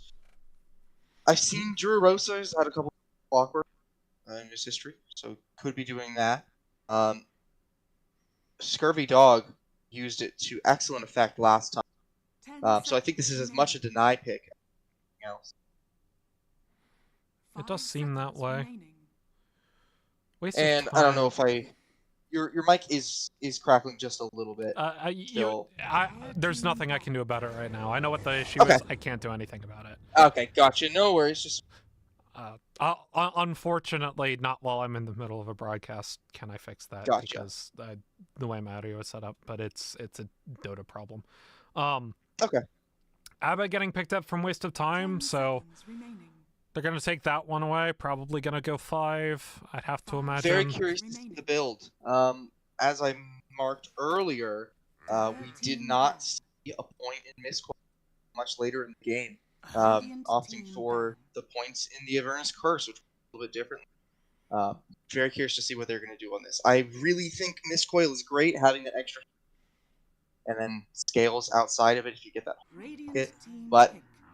Dark Horse won, so I'm not gonna be too critical on anything they did there. Dark Seer getting the ban, or getting the Dark Seer getting the ban. Pikachu gonna have to go on something else. 10 seconds Waste of time to remaining. pick. Not a whole lot shown in the opener this time 5 around. seconds remaining. Just kind of 2 supports. Dark Horse Tempest. Dire team pick. There's Zeus. Now, Zeus was really busted on last patch. I have no idea how good he is on this one.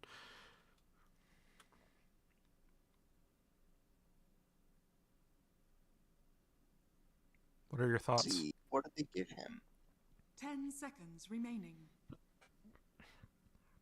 He has Static Field back 5 as seconds his remaining. innate ability. Attacks was hit by his agility 4% of their current health, so it's good against these big tanky heroes again. I'm more curious as to where they're gonna put it. It seems to me like a flex pick. Classically, we see Zeus mid, but I've seen him see some 4 a little bit here and there. I Well, don't they- know enough about the hero. They picked Or 5-4 the in order play. last time. And they last picked mid last time. So, I mean, it could be a flex, much like the Batrider could be a flex, but without knowing too much about match histories from Waste of Time, I unfortunately can't They- give you too much. Yeah, they must feel confident in it. Usually I don't pick a Zeus until there's something I know Zeus is good against. Someone he can use that percent HP ability against, or someone who gets easily blown up, or some magic Dire amp on team your. pick. But I think they just okay. Here we go. Centaur. I suspect this is going to be for Pikachu. So, yes, it could also be a Drorosa pick, because I know he likes Centaur 4.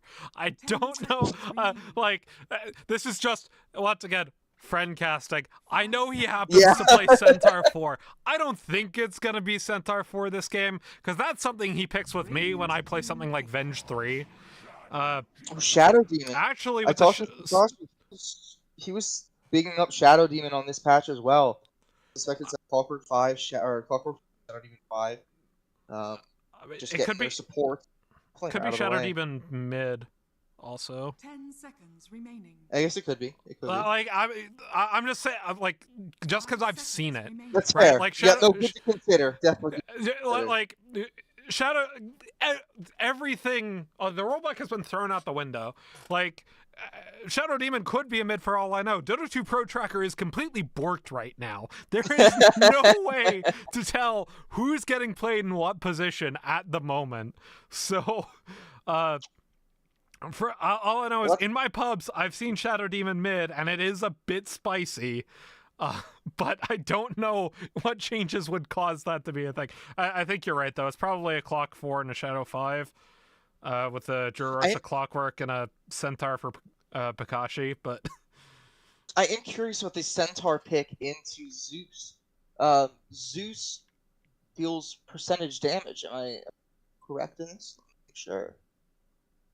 Any energy attacks causing damage equal to 4% of their current health. And the big change to Centaur is his innate ability. He gets just base health. I have like 40-something health on the actual number. He gets permanently plus 40 max health every 120 seconds. And Centaur's always been a tanky hero anyway. Buys hard a lot of strength items for it. So I'm a little bit curious as to why he picked it there, but the Darkseer was banned out. I guess it's just something he knows. Usually I'm all for Centaur. I think he's fantastic, just well-rounded, does everything you need on 3. But... Slaughter for the 3 pick for waste of time. So they pick 1 here, right? Because either the Zeus is a flex or... Yeah, I'm just assuming they're doing 5, 4, 3, 1, 2 like they did last game. 5 seconds remaining. Unless the Zeus is a flex, in which case you still pick 1 here. They've got to be careful with the 1 pick, though, right? Like, Tempest hasn't picked 1. I know Angry Sun likes his kind of cheesy counter picks. I mean, Leshrak's still in the pool, and he's kind of busted right now. I know Angry Sun plays a little bit of Leshrak, but I don't know if he's been playing it on this patch. They go for the Lifestealer, so this is where, if it were for the fact that Necro got nerfed to H and back, I would say pick a Necro here, but... Okay. IDK. 10 seconds remaining. The other Lifestealer counter I think of for like an Angry Sun pick would be like AA mid, but I don't think AA mid, he's played that much of it recently. He did used to enjoy it back in the day, but that was a while ago. I think Angry Sun usually does best on these mobile mids that can jump in, lots of disable, jump out.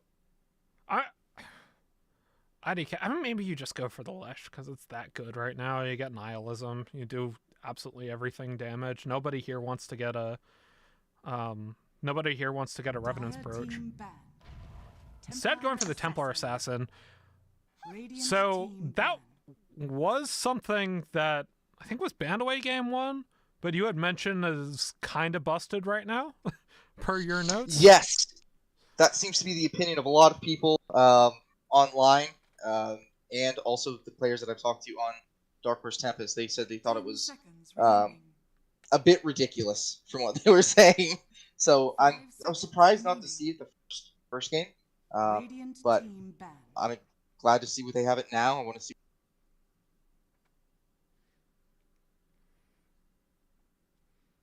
It's so hard to tell. I mean, you can play a hero and just crush your pubs, and it can be a completely different story in a team environment.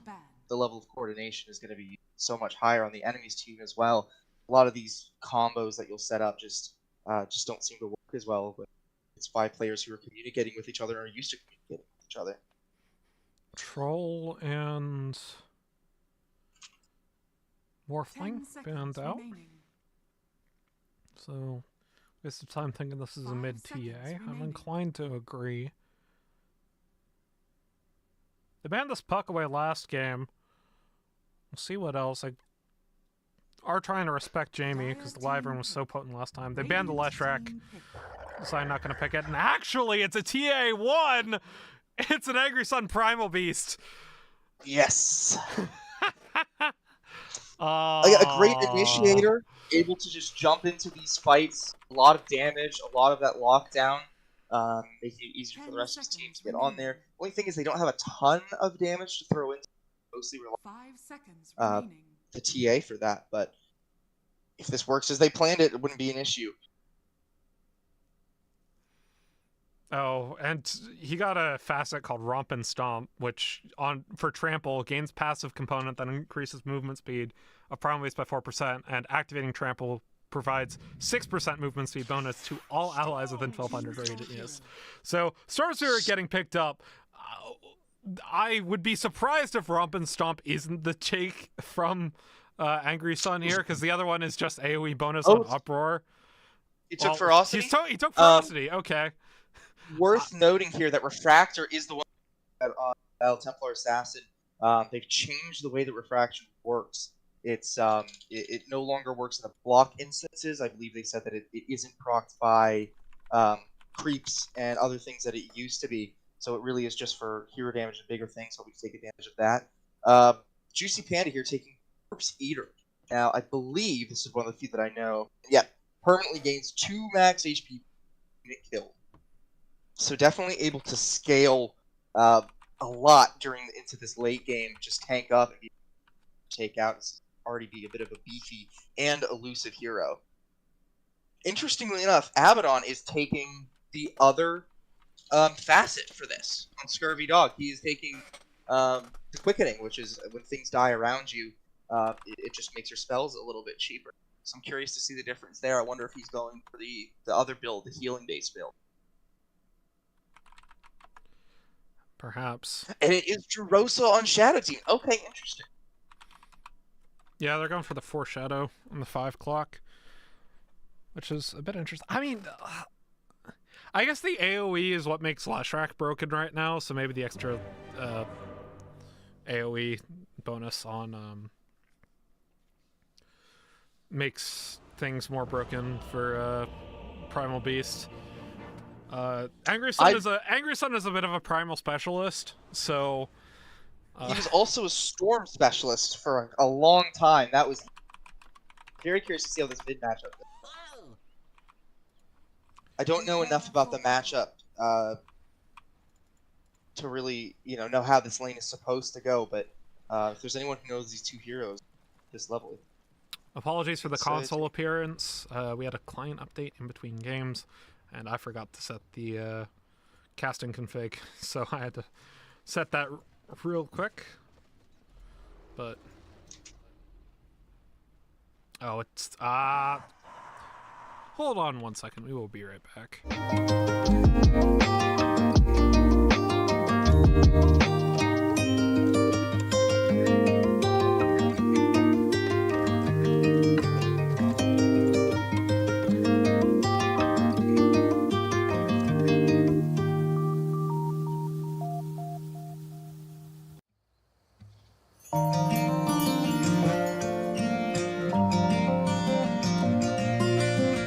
We're back. Just had to leave the game and rejoin the fixed casting config.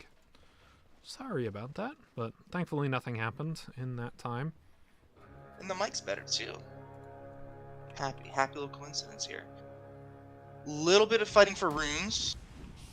Gosh, Looks like Dark Horse is gonna take this one. Although no, crush back on an 8. Bounty's taken. 2 for waste of time. Nate goes down. No? Yes. Let health get that. There's still a rune sitting there on the on the bottom right side, funnily enough. Scurvy Dog's got the inside track on it, though.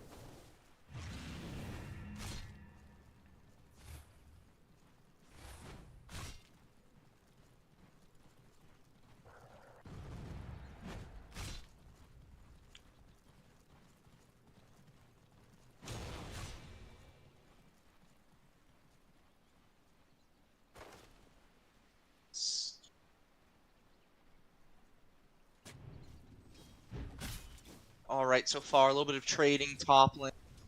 get on Deuce, pulling Mango away from the creep wave.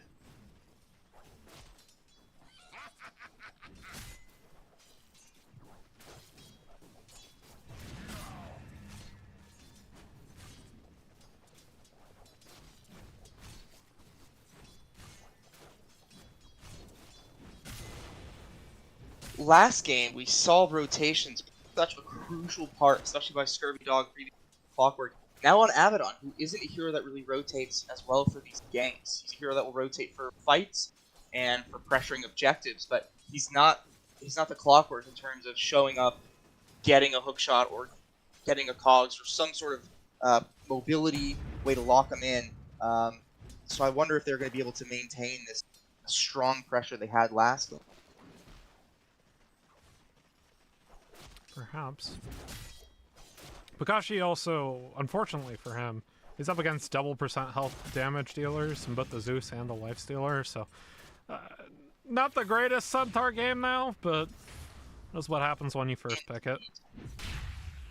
I think with Centaur, even in a bad Centaur game, for the most part, you can still blink in and stun, and you have the sneak peek for your team. That's one of the reasons I like him as an offlaner so much. In trouble. Does most Gets a but fairy he's fire not going to be out. able to stand or deliver. Lavelle's actually getting quite the lane right now. Well, 6-1 to 8-3, but the health bars are much in favor of Tempest. Mid is looking about even, slight advantage onto Angry Sun, but still moving. Oh no, it's back the other way. Denied.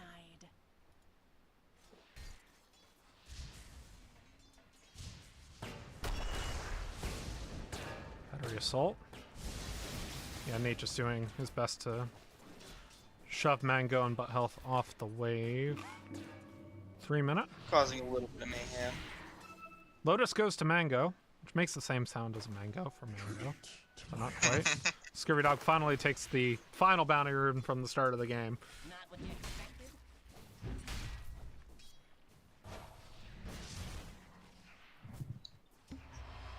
And he has gone for Miscoil on Scurvy, going for that healing in lane. Although, arguably, if there's a hero that doesn't need it, Lifestealer would be one of them. Now having, I believe, Feast just permanently able to get that max health lifesteal against a hero like Centaur. Yep.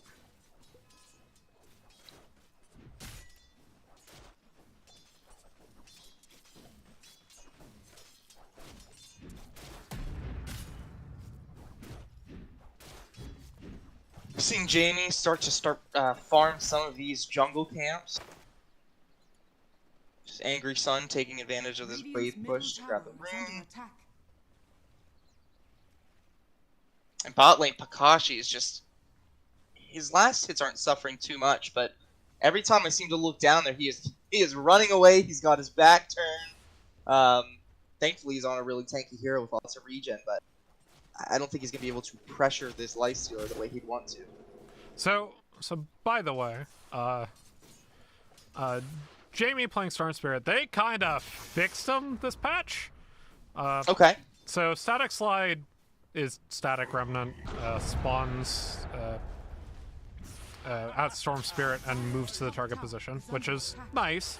But really the big thing is innate ability Galvanized is basically new old Bloodstone, as Lavelle Top tower fight going on. Lavelle might in be going trouble.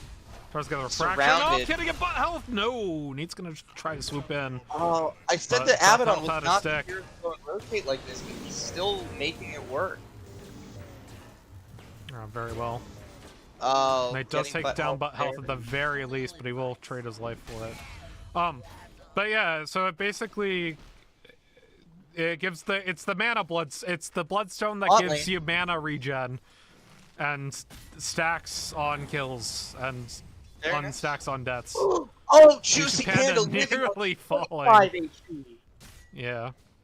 They did an excellent job of taking advantage of Scurvy Dog's not being there, pressuring, almost killing this Lifestealer here, forcing him out of lane, just getting some more farm. I think that's what you do when you can't.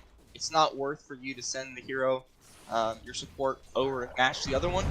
You just push him, pressure him out of lane, even on a hero that's tough like that, like Lifestealer.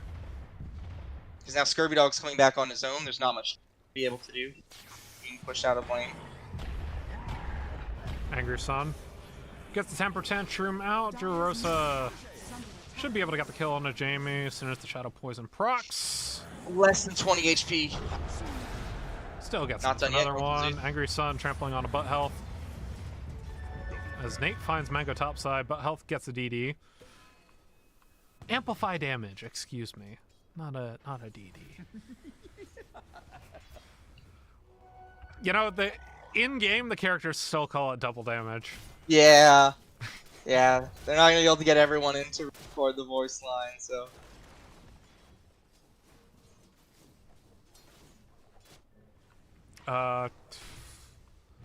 So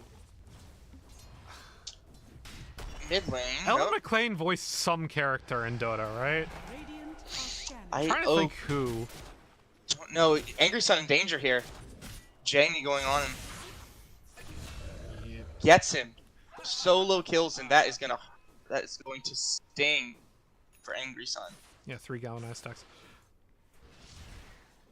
Honestly, I'm surprised he wasn't the one playing Storm this game, considering he used to be a Storm specialist back in the day.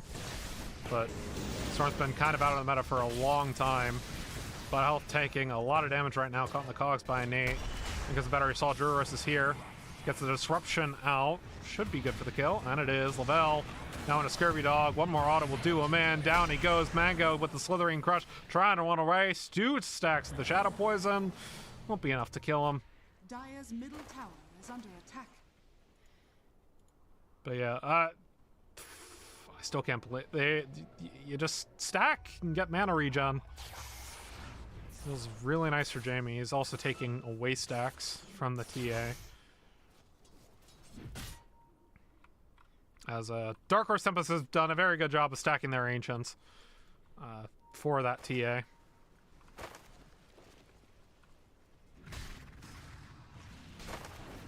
Absolutely. Sideblade's taken out. He's getting some here now, but you do risk it being contested by this Mango in a little bit. Jamie taking his own stacks. Stacks upon stacks. I mean, it's 63 CS. Most of these are jungle creeps, but he is the highest net worth in the game.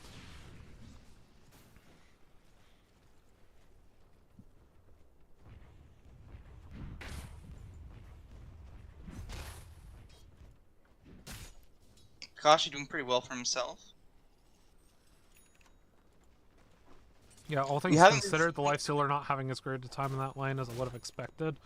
As Drorosa continues the stacking for the TA. Just stacks upon stacks. How many? That is a lot. How many How many ancient stacks is that? It's like Angry Sun here. Angry Sun will take the large camp stacks, which good for him. Helps him get back into the game, but those ancient stacks are entirely for TA. So absolutely, no one else can take them. Which is one of the nice things about stacking them to that degree is it's so hard for anyone on wasted time to come over and take those. You can't. The magic damage resist makes it so hard for Storm, and Lifestealer isn't going to have the time. And we have a DC and a pause.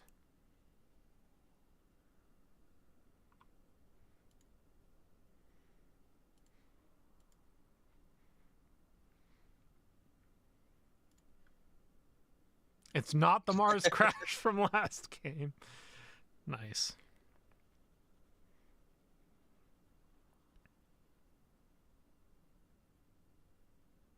We have 3 people set up around bot lane on the side of Dark Horse.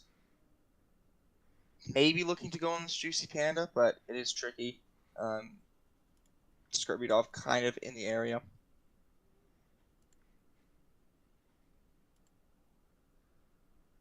So maybe we'll see a little bit of action there. Although Jamie here has smoked up, might be seeing some drawing on that.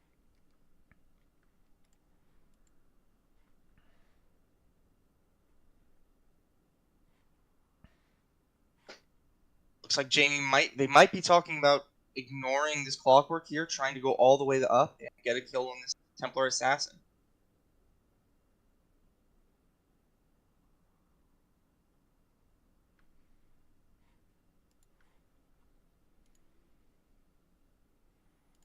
Ah, that tickles.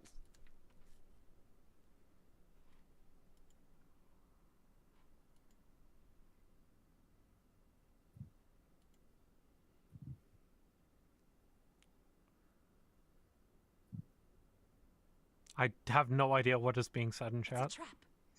trap. How is the 53 last hits? I see. And then Cheese Panda is clarifying. He's 45. Oh, it counts denies. Okay, I see. The corpse eater HP. Oh, I see. Now I get 100 it. Now we get it.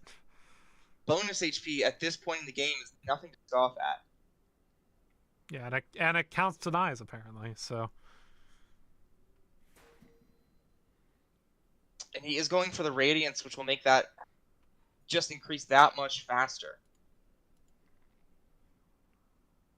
Lifesteal already being a tanky hero with his magic immunity and his lifesteal. And he can obviously jump into someone else to escape.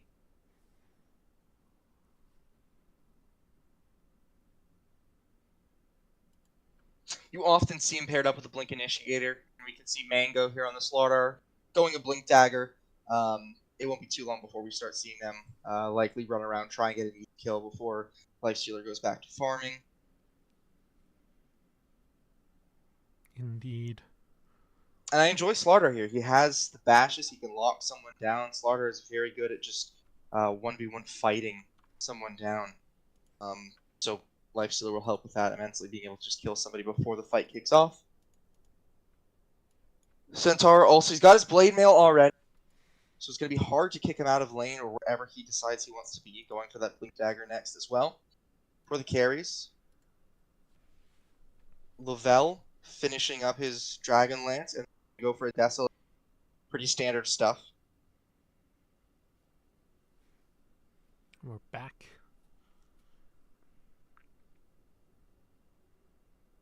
No Wyvern to keep the PC cool. Understandable. With my rage.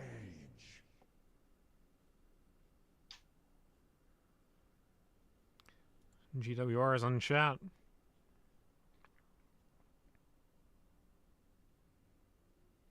Seeing some pings coming out. Trying Alright. to decide who they're going on. So Nate made moves towards top side on the map, or made a drawing towards top side on the map. So he's gonna make his way in. He's got hookshot now. I think they suspected that something was up. Looks like Jamie's to get over there as well. Oh, he's just waiting for the rune at the moment. Here comes Nate. Hookshot Cogs. Lavelle here. Mango gets a slithering crush for good measure, but there is not a whole lot he can do. Given a Here comes chance. Storm zips back around. Nate has got the battery assault running, but Nate ends up falling. Egrus on his TP back in, gets the charge off of the Getting a trample. kill. One support, two support, gone and dusted. Invis rune from Jamie will keep him alive for the time being, and ends up being 3-4-1 top side in favor of Tempest.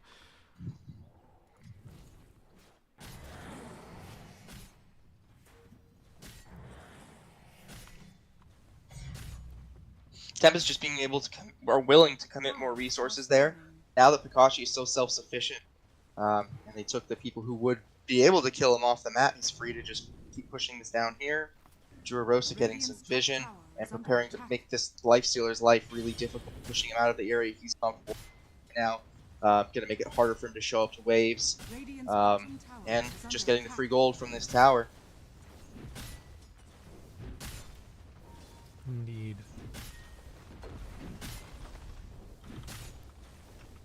Radiant structures are fortified.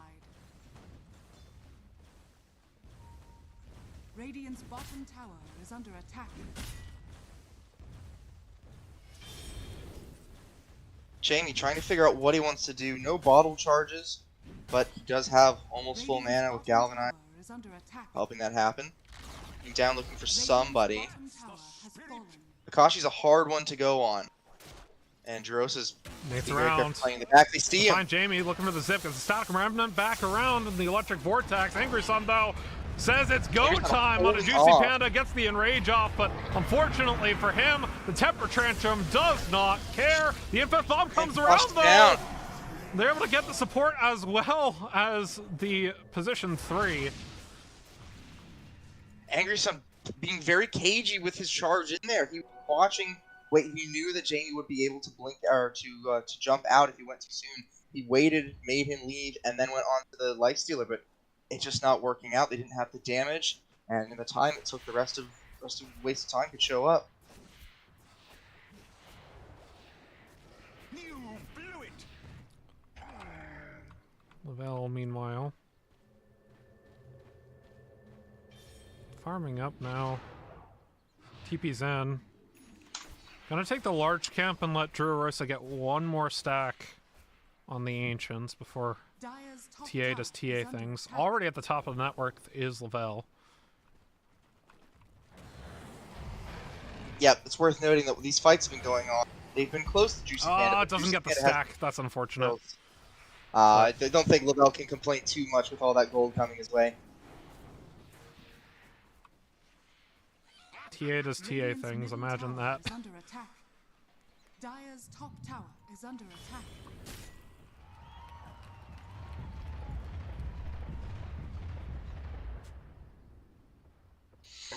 Tempest in a much stronger position than they were at this point in game number 1. I think a lot of that comes down to the fact that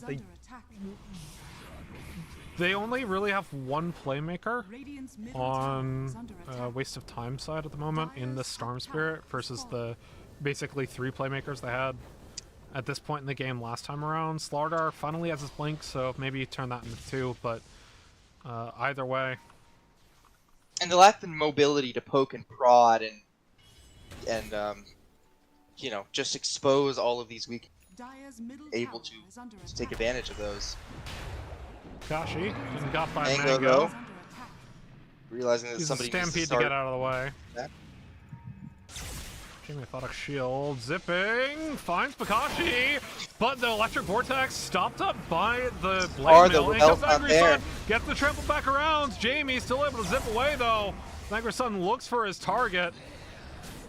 Unable to get his temper tantrum off. In the meantime, Juicy Panda makes his presence known as Lavelle makes his way into the fight. Takes down the Abba. In comes Jamie once again, deletes the support, but he doesn't have any mana remaining! Angry Sun doing his way back in, tries to get the trample up, but the Infest keeps Jamie alive! Still Lavelle trying to get Jamie, he's trying to zip away just so barely, can't get him, finally gets him on the side blades, down goes the Zeus, in comes Angry Sun once again, and now Mango running for his life, caught the cogs by Nate, the side blades doing damage to both Juicy Panda and Mango at the moment, as the Slithering Crush is used to disengage. Juicy Panda trying to run away, gets the enrage off, trying to get on to Nate, should be able to get the kill, yes he does, Scurvy Dog's here, Angry Sun with the follow-up, gets the temper tantrum, finally kills the Lifestealer, and now Mango running away from the side blades, ends up getting the proc back around from the Aphotic Shield, but Angry Sun's here with the slow. Slithering Crush to get away once again. And the fight goes very messy, 3 for 4 in favor of Tempest. Looking at that pulverize, Angry Sun's almost blink up on the high ground once again! They get Mango. Oh, Scurvy Dog. Oh, this TA is massive right now. Deso coming on Courier. Oh no. That was all pre-Deso.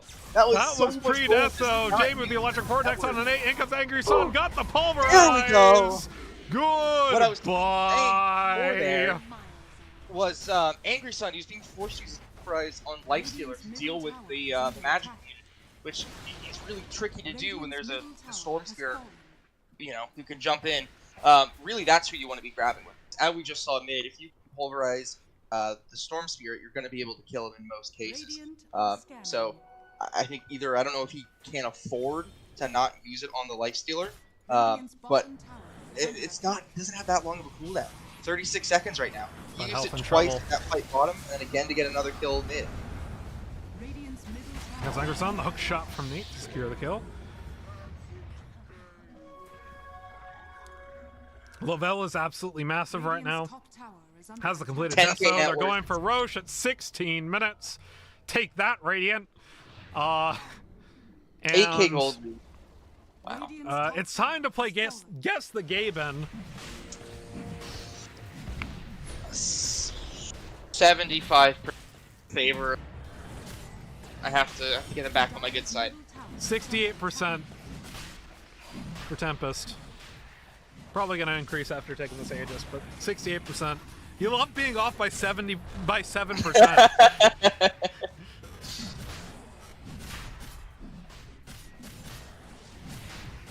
But yeah.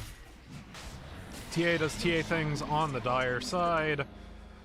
And has the Blink Dagger now. They've already taken all of the tier 1 towers as well, so they can just go right for the juicy Oh, tier Jamie 2s. doesn't know he's dead! Blink into the disruption! Tries to get away, but he's demonic purged at the moment. Jamie's so much mana though. Why isn't he using it? Oh, zip. He's out. Still got 2 stacks of the galvanized right now, plus the permanent health from a couple of kills.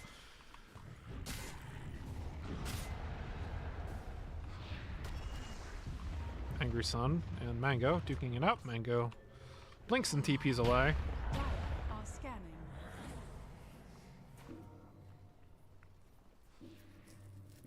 I can't be the only one who calls pulverized temper tantrum, right? No. It looks like he's slamming a rattle on the ground. they need that skin for Primal Beast. Right when without Haste.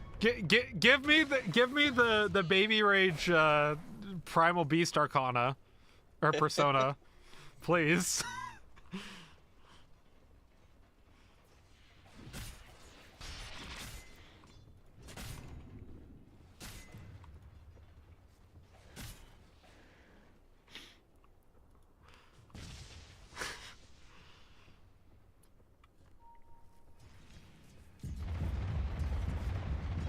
Dark Horse Tempest here just completely taking over this bottom jungle, getting ready to start their tier 2 tower.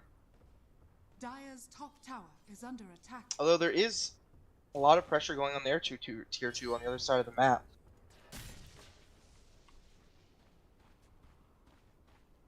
A tribute to my house. Still have Aegis for another 3 minutes. So super pressed for time right now. Radiant's bottom tower is under attack. Dire's middle tower is under attack. Dire's structures are fortified. Radiant's bottom tower is under attack. Dire's middle tower is under attack. Radiant's bottom tower has fallen. Snowball coming in from TP's coming in Tempest at mid. the moment. It's being made mid. TP's in. Angry Sun moving around. Jamie zips out of the way. They're looking for the pulverize. They got the centaur stomp. The pulverize gets interrupted canceled. though. But health still goes down. The Scurvy Dog gets some illusions taken on top of him. Level TPing right on. The Scurvy Dog goes into the ult. Finally falls, and I mean, Joey, do we call it? Do we call it a shellacking? No, I mean you never call it until it's over. We saw last game. I mean, the tables were turned Yeah, last that's time. true. But I will say that the Deso makes this so much scarier. They can Dire's take turret towers so has been quickly. They don't need Radiant's middle tower to has wait. They fallen. don't need to set up their siege creeps and let it tick down. They can just do what they're doing right now. Just keep clicking, chunking down the towers. Yeah, I mean, you got a minute 30 left on the Aegis too. Radiant's middle tower Glyph gonna be has up for fallen. this high ground push. Lifestealer sitting at 278 bonus HP. Dire's bottom tower Is under it helping attack. you if you're pushing waves? Radiant structures mean- are fortified. Not sure. It's Jamie tricky. It's cutting the hard. wave though right now, so it's gonna force Tempest back. Dire's courier has been Oh, the killed. courier! Oh, that was a Yule Scepter and a TP Scroll Dire's bottom tower taken is down. under attack. Blew it. Jamie, Ball Lightning, TP's away. Lifestealer now going for a Radiance. Dire's bottom Very tower late has Radiance. I mean, And they're I mean, already he getting steamrolled. bought I the don't. armlet first. I don't think it's that bad. TBH. I think you're looking for something Because to stop. he's farming his way back into this game. Tempest was 7k up, now they're 4k. That's entirely just because he's been able to free farm, right? It's true, but it means you have to wait longer for him to come online and to give you a way out of it. I don't know if it's wrong, but it can't be, you know, it must leave him feeling a little bit disheartened looking at that clock, seeing that Radiance and knowing it's just going to be that much longer as another tier 2 is going down. Well, I mean, the good news is the Lifestealer is going to outscale the TA basically every game. So if you can delay, if you trust the rest of your team to delay, if you trust your Storm Spirit to do Storm Spirit things across the map, then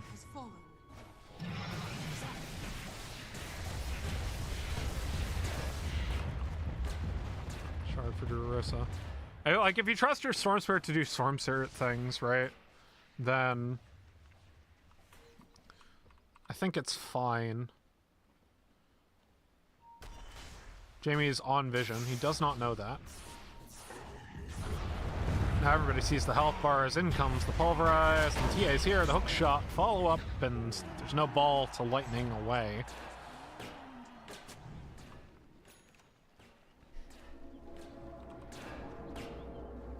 And the situation's looking pretty dire for waste of time here. I mean, so like last game, we were in a similar kind of position. Ooh, Gaben gives them only... Gaben gives them 40%. So, like, they're giving Waste of Time more a chance than Tempest had last game. Now, grant you, Dota Plus Win Prop hates TA. This is just like a known fact. If you have a TA on your team, you lose a lot, and you're ahead, you lose a lot of win prob because you're expected to be massively farmed on TA at this point in the game.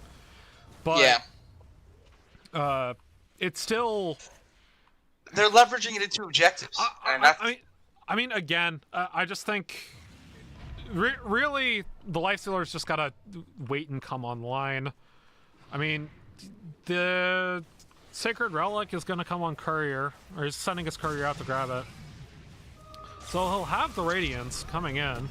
Jamie makes a move on the backline, immediately gets disruption. In comes the Centaur ulti as Bakashi moves in onto the Zeus. A beautiful hook shot kicks Juicy Panda down as Bakashi ends up trading his life for it. Immediate buyback from the Zeus as Jamie wreaks havoc on the backline, but is unable to get any kills outside of the Shadow Demon. Continue to TP away and ends up going 2 for 2. A buyback expended for waste of time. They did break the stalemate, which is what they needed. It's unfortunate that the Lifestealer died, but they could not. It wouldn't have mattered if he had his raid going on there with them just being stuck on their high ground. There's not going to be any creeps up there. He's not going to be able to farm. I mean, he'll get the wave when he can. But even though it was a bit of a sketchy fight, I think it worked, and it just means that they're not stuck on the high ground. Primal's got his Ags now after that fight, though. That's it is scary. Well, that's really scary if you're Lifestealer and basically everybody who has a passive now, because man has a break. I wonder how that interacts. I don't think it'll take away speed. I feel like honestly, I'm not sure how it works with the nates that aren't abilities. But who knows? This is something we should have tested in what's it called? In practice tool in demo mode before this, but there's so much that we can test. There's so much. God. You know, the only time I spent demo mode since the patch's release has been with Leshrac and with Winter Wyvern, TBH. Because those are my two heroes that are good this patch, as Necrophos is nerfed to the ground, Bristleback's nerfed to the ground, DK nerfed to the ground. So that leaves Leshrac and Winter Wyvern. Yeah, I'm a bit disappointed. I think a lot of the heroes didn't get super buffed here, which, with the amount of heroes that are getting buffed, you know, you can treat it like a nerf. Ogre Magi, unless I'm very much mistaken. I mean, the Ogre Magi get everything a level sooner thing is actually kind of... it seems like as a support, you just griefing your core's lane so hard at level. I think it's great if you're a mid. But like it's got an Easter egg. The talent tree has like it has. I saw little signs drawn in like painted colors on. Great. Yeah, it's so cute.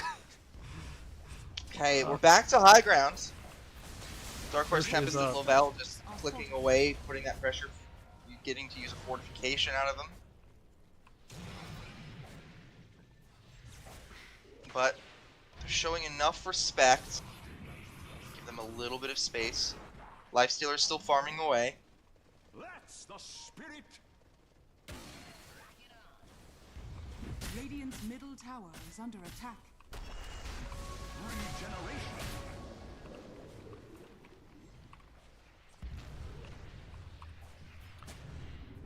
All's quiet on the western front. Roshan has spawns. Tempest could try to take it. They have the priority towards it. And Jamie is just doing his best to cut the waves at the moment. He went Eternal Shroud this game because that Primal Beast does a lot of damage to him.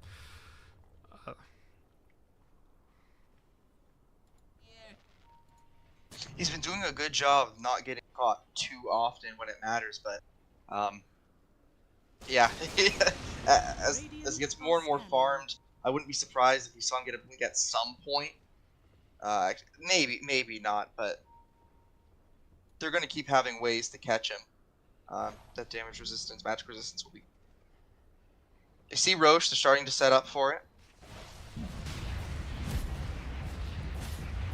I take this pretty quickly, TA.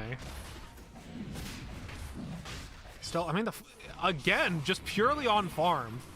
Purely on farm, the net worth lead has gone back down to 3k. Drurosa having a bit of a 1v1 with Jamie at the moment, dodging through the trees! Jamie got the electric vortex out around. Drurosa finally falls. No! It gets the TP from Nate to get the hook shot back in on Jamie, and they get the centaur stop as well! Drurosa stays alive!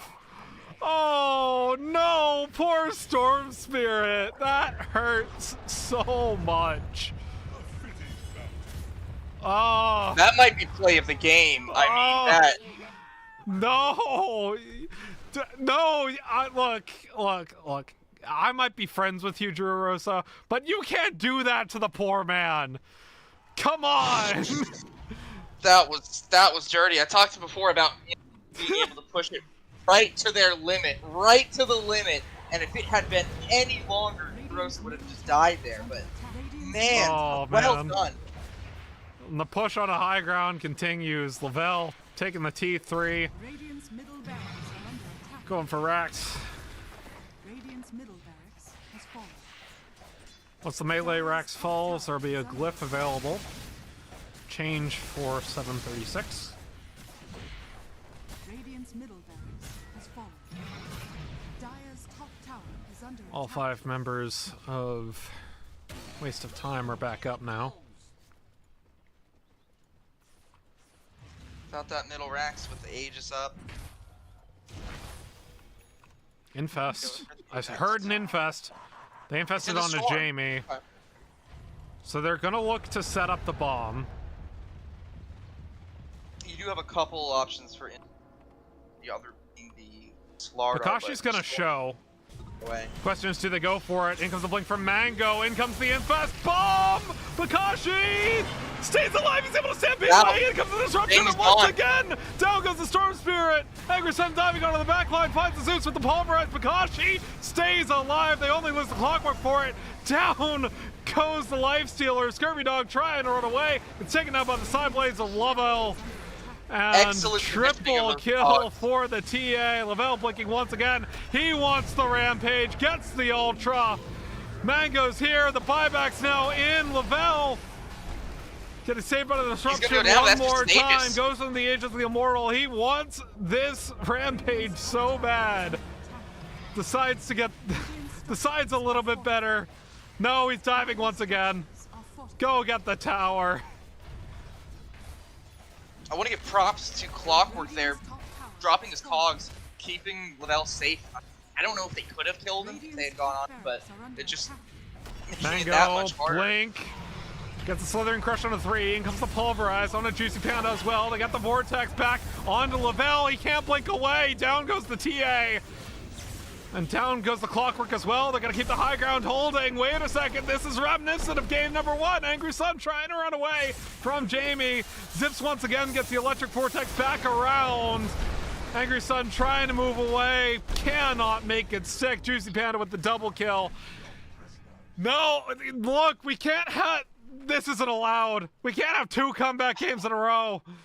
High ground is still hard, although I don't think I can attribute much to the game. It's just how well all the players are playing here, taking advantage of everything they can. Lifestealer making that that facet pick pay off, getting 506 bonus HP, and the map has just been opened up to him, so that number's just increasing with that Radiance. Almost to his Manta style. So like you said, he's going to outscale the TA, and you can see it starting to fall off. They had a great first part of that fight there. They let Wasted Time reset, and it just gave him a perfect initiation. Yeah, importantly though, Tempest saved the buyback on the TA, so she goes in to the Orchid and then Bloodthorn. What's that? Jamie's already moving in towards BKB, so he's protecting this item pretty well.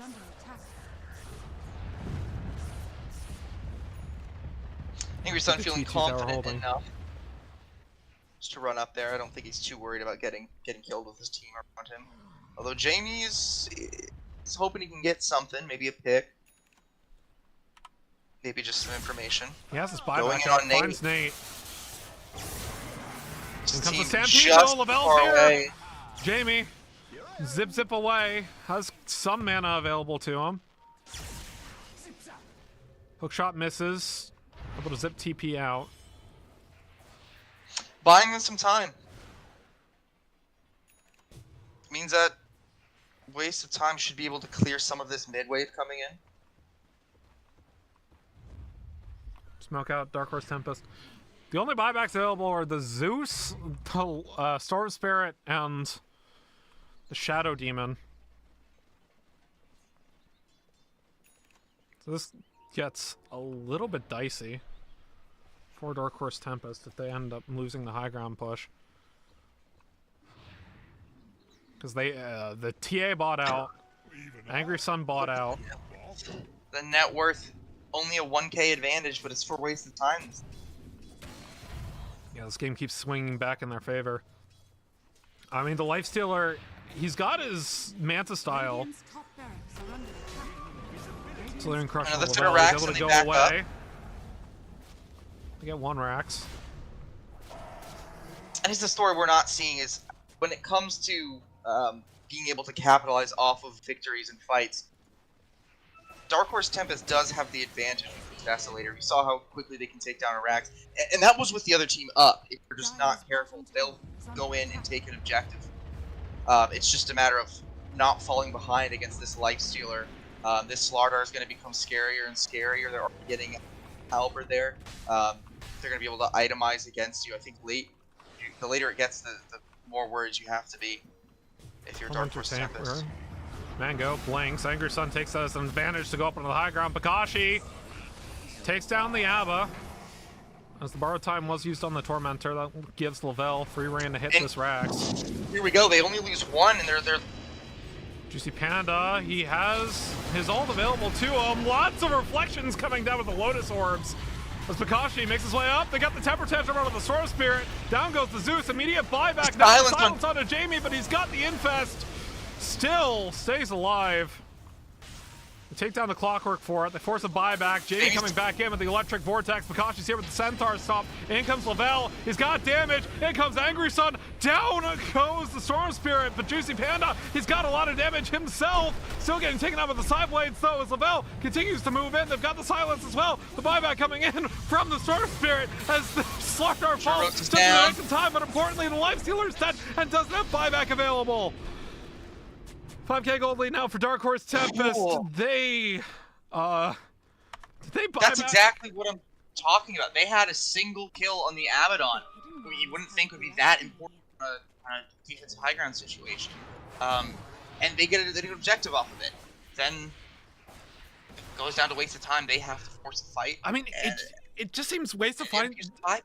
It just seems. Oh, not only that, they use 2 buybacks. They used the Storm buyback and they used the Zeus buyback. Wow, I didn't even see the Zeus buyback. They did. Yeah. The buyback is on cooldown for the Lifestealer, right? So that's just a full-on dieback for the Lifestealer. If Dark Horse Tempest wanted to, they could have pushed this T3 without facing too many repercussions.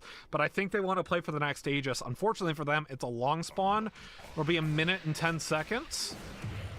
I think they're realizing now that they are still strong enough to beat them. They haven't hit that point where they know they're going to lose at least a little bit against this Lifestealer, so they need to start playing greedy. They need to get what they can. If anything, this proves that they can still go toe-to-toe with them and win. They came out on top. They got 2 buybacks. Critical buyback there as well. I like what they're doing. I think this TA, in addition to just being a monster, but buy an item that helps you take objectives so well, and using it as well. The range from the Hurricane Lavelle. just sit on low ground and chip away. Chips passing in the night between Lavelle and Jamie.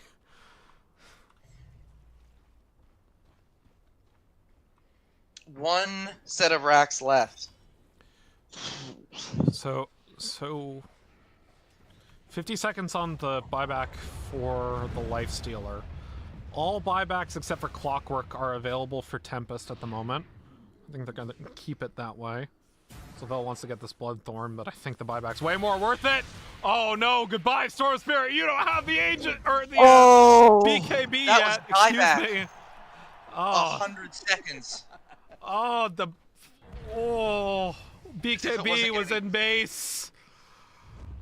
Oh, that's so unfortunate. Enough fight for high ground here.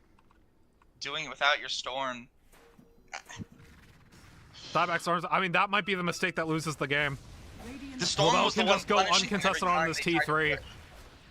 The Storm was the one in this, like when this was going on right here. The Storm looking for the Shadow Demon, looking for anyone in the backline that could be squishy enough to get him off the high ground. Now that it's not there, there's very Pikachi blinks at our stop onto the Zeus. The Pulverize gets interrupted in the meantime, though, as Juicy Panda tries to make his way into the fight. Can't get enough damage on Angry Sun, though, as the tower goes down. In comes the disruption back onto Mango. Lavelle's still pretty healthy. They're getting some damage onto the Slardar, but they're back onto the racks. However, backdoor protection is here. Lavelle can do it through it. In comes the blink of the Slithering Crush from Mango, though. He goes down pretty low. In comes Nate with a hook shot. Down goes Mango. Immediate buyback being used on the Slardar. So close to this Juicy Panda falls. He has his buyback available still, but they're on to the final set of racks. That is Megas. And Lavelle blinks back in. They got the Zeus die back. Mango and Juicy Pepper, last members of their team alive. They do not have buybacks either. Angry Sun comes back in with the Pulverize. They've got the damage over the top of the side blades as Mango gets infested to stay alive one last time. 13 seconds on the Storm Spirit. That is their last hope. 3 cores versus the world. Deciding not to call it. Looks like they want to get out, have the blinks. They might be able to catch somebody off. They just need to set up the bomb, but we'll see if Mango goes for it. It's a little bit ballsy.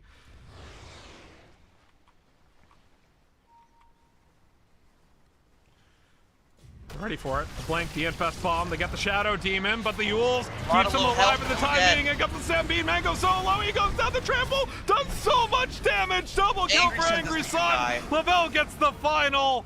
That will be the game, and Dark Horse take the series 2-0. A dominant finish here, but it seems both teams played a really good game. Both games. This was an exciting BO2. It definitely seemed like Dark Horse Tempest was able to close it out much faster the second time, of course. But there were definitely moments when they could have gone either way. And with that, that is all for tonight's broadcast. We will see you around for more AD2L, or potentially tomorrow night starting at 11 p.m. Eastern. Got some C action here on Twitch, YouTube, and Facebook Gaming because C Dota. Either ways, we will see you around. My name has been Finnick. That's been Joey. See ya.